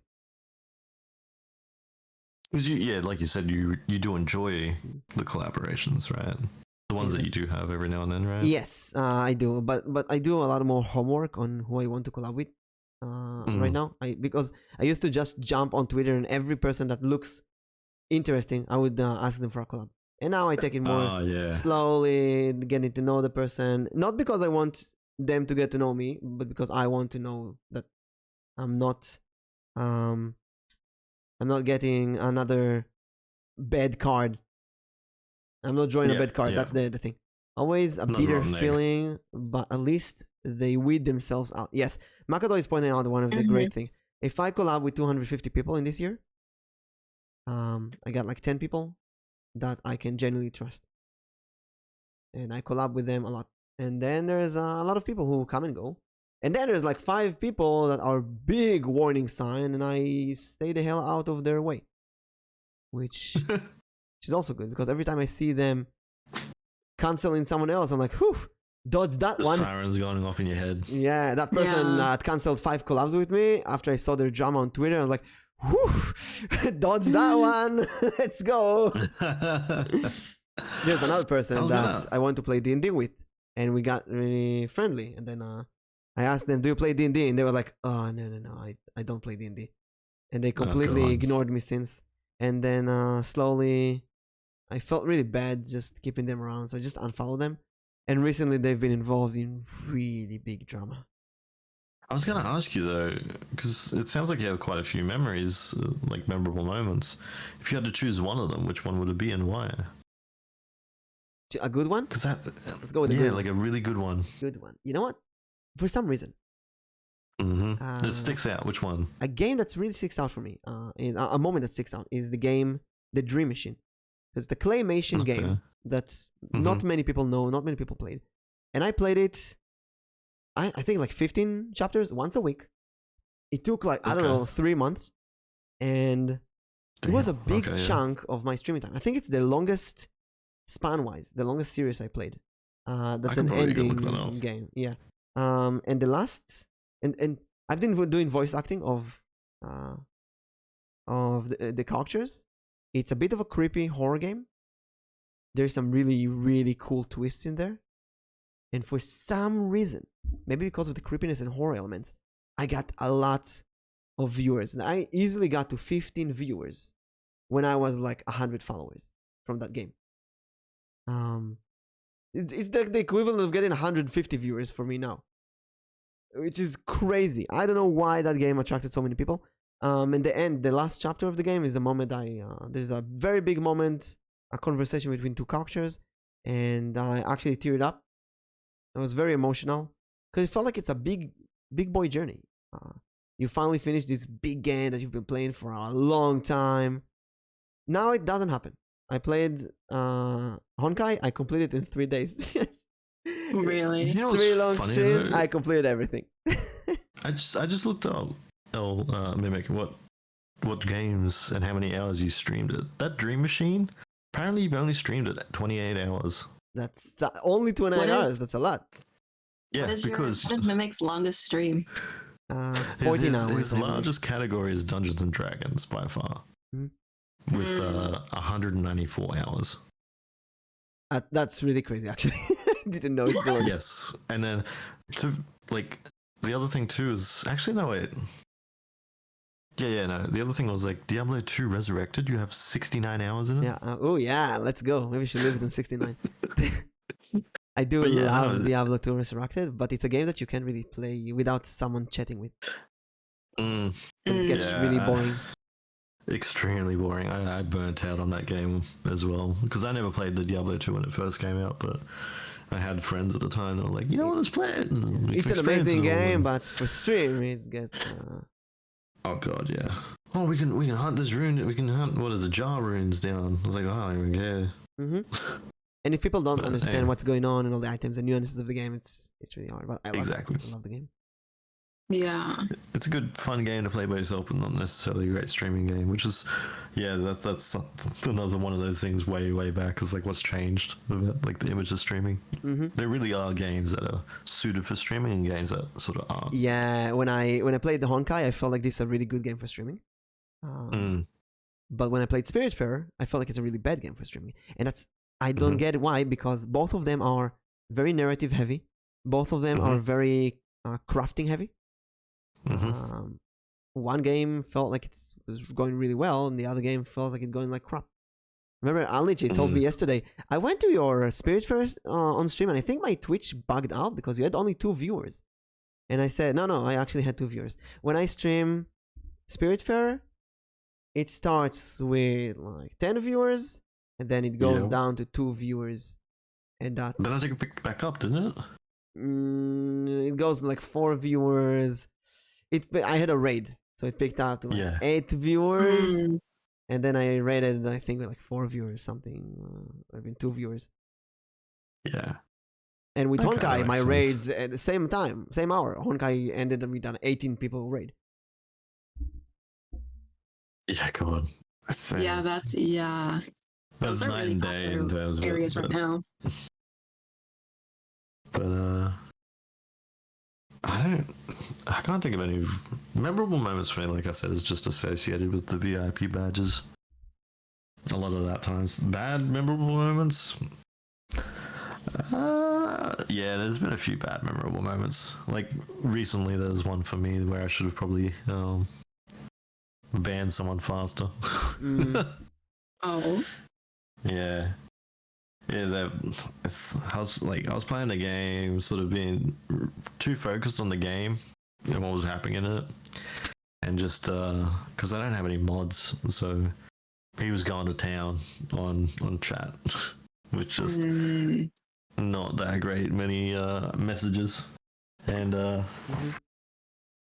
I was like, you know what, fine, you can say you can give me these jokes and whatnot, but you sort of honestly pull it back a bit, because it's nice to, there's a difference between spamming something and just using it as like a random topic to talk about.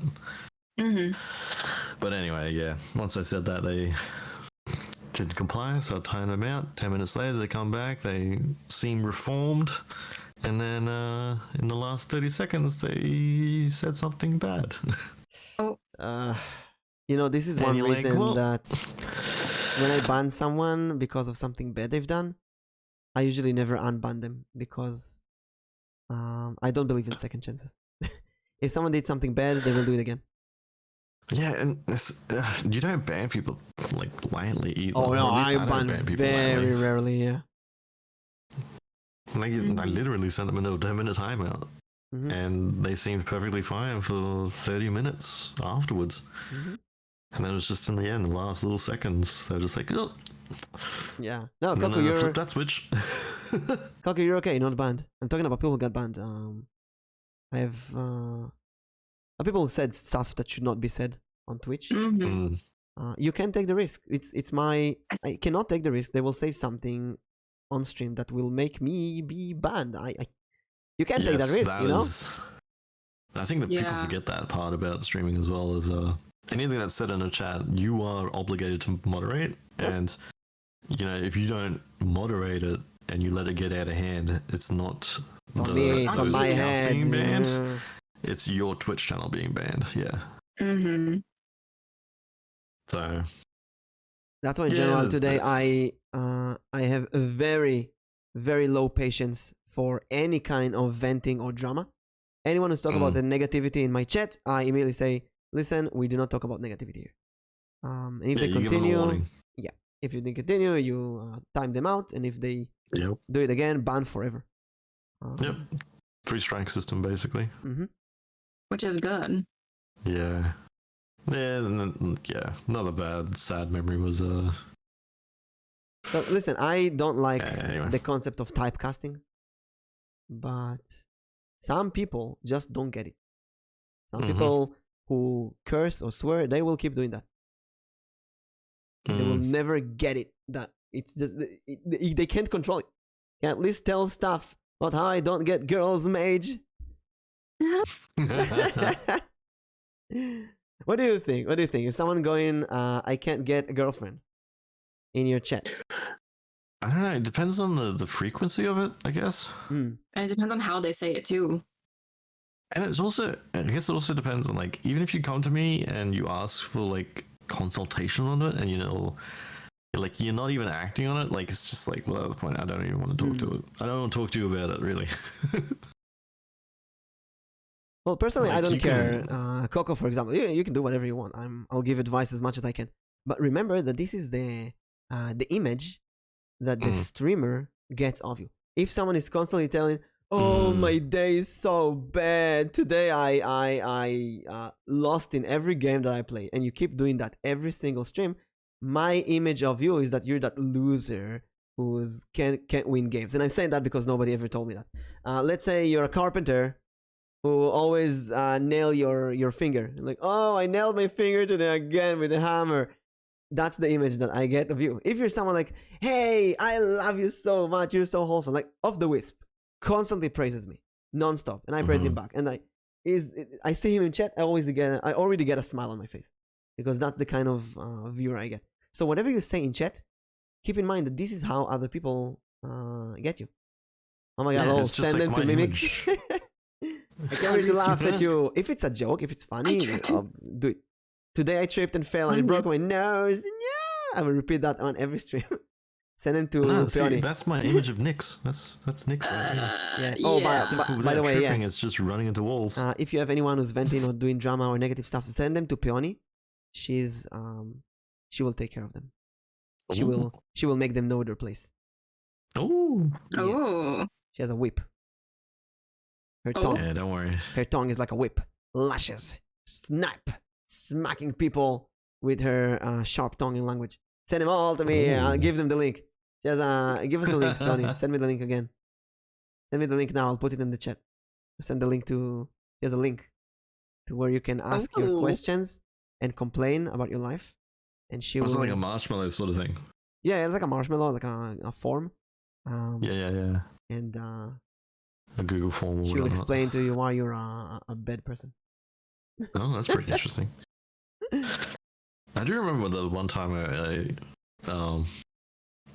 foresaw Nyx's future with her day, and it actually came true. We don't talk about that. I don't even read tarot cards. I don't do any of that divination stuff, and somehow Nyx just does a self-fulfilling prophecy. You can like it's like yeah.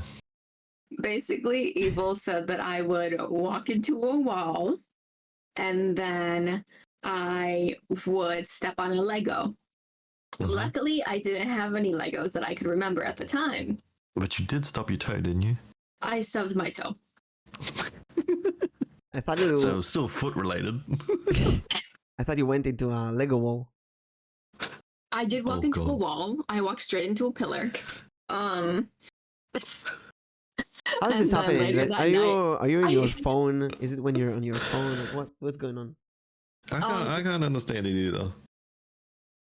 You're busy one? with something. Sometimes I'm on my phone and I'm walking, but that's only at one specific wall.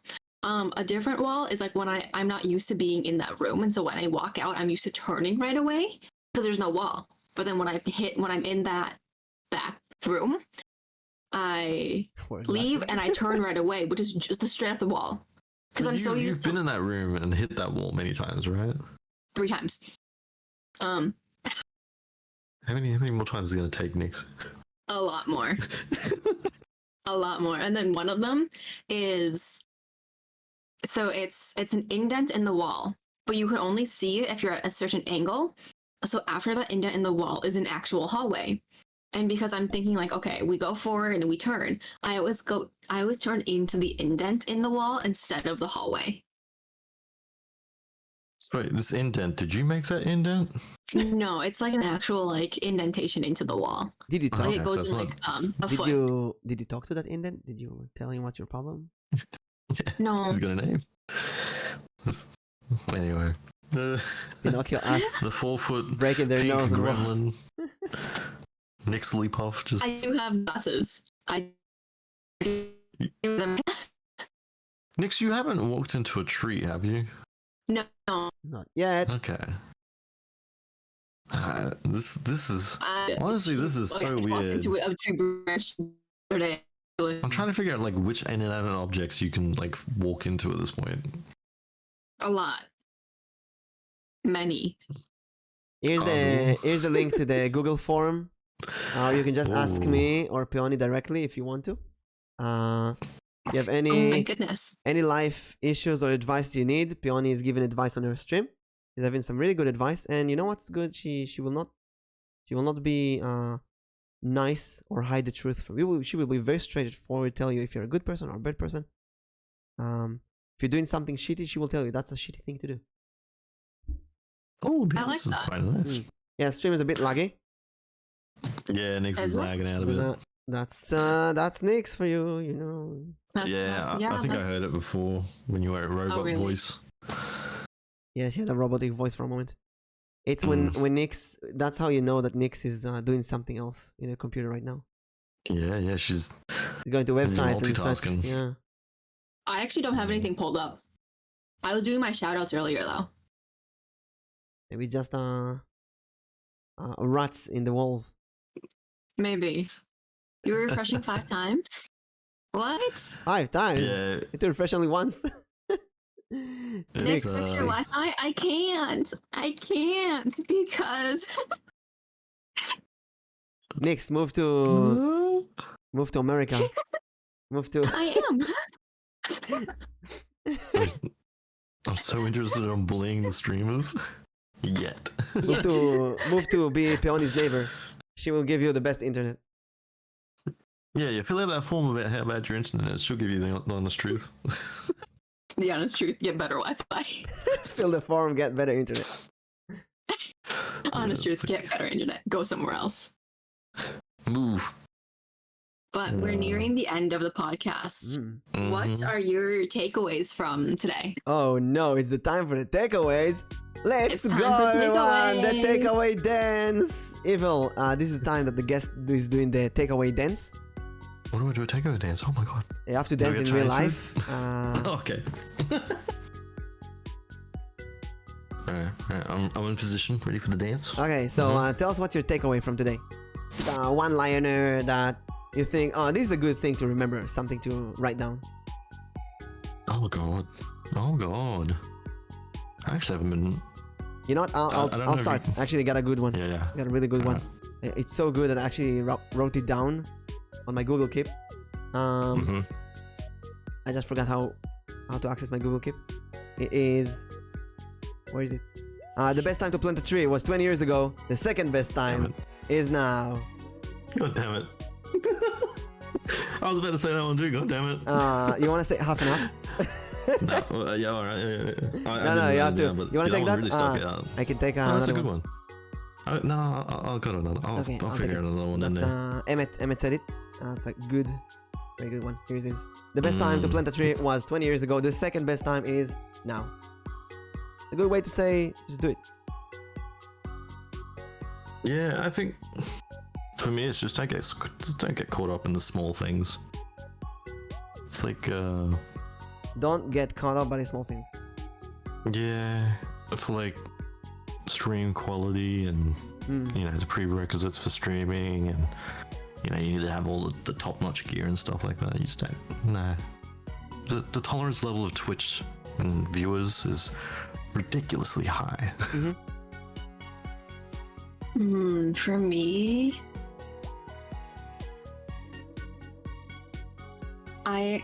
just have fun with what you're doing. No, you always say that. No. You have to. I do. You have to get something else this time. And I'm trying to think of like something else, but I always feel like I always say the same thing. Think about the redeems we see. talked about, the other things we talked about. Could be like be comfortable with who you are, but I've said that before. Yeah, you also said that. What about how you imagine streaming? Or did you think Or how streaming you is gonna be plan the same? streams? Don't let numbers fool you. Don't let numbers fool you. What does that mean? Like in terms of like your viewer count, your follower count, your streaming times. Don't be an imposter, essentially. So just like be yourself. Yeah. Then yeah. I settled on them. You're gonna get something. You're gonna get something new out of Nix. That's good. She's a very positive person. I'm trying. It's alright. We're good. You can do it. Believe in you. Who believes in you? Yeah. I noticed the stream has been playing for 10 seconds and then doing the infinite load. Really? Yeah, it's for like the past couple minutes because you on stream you've just written takeaways. Oh, that's true. But I don't know how long ago that was. Ooh, that's not good. Yeah, and now it's loading again. Anyway. So Nix, what's your takeaway? What's the last choice? What about personality? Your streaming style? I said that before. I've said it on every single time. Be yourself. I've said that before. You're gonna turn it into like Vin Diesel's a family thing for me. What's most important? Family. We've talked about like step out of your boundaries. have fun with what you're doing. What about? Step on your viewers. Step on your viewers. Step on me, mommy. Oh my gosh.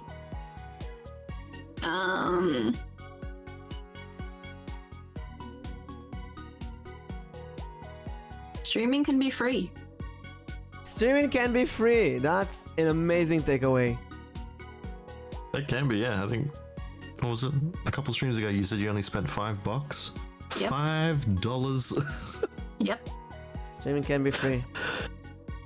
Yeah, so yeah, it really can be. You honestly, you could get away with a phone, and I'm pretty sure most people have a phone nowadays. Mm-hmm.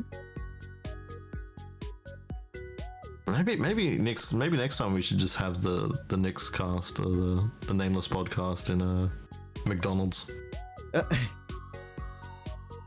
You would just be hearing people getting their orders.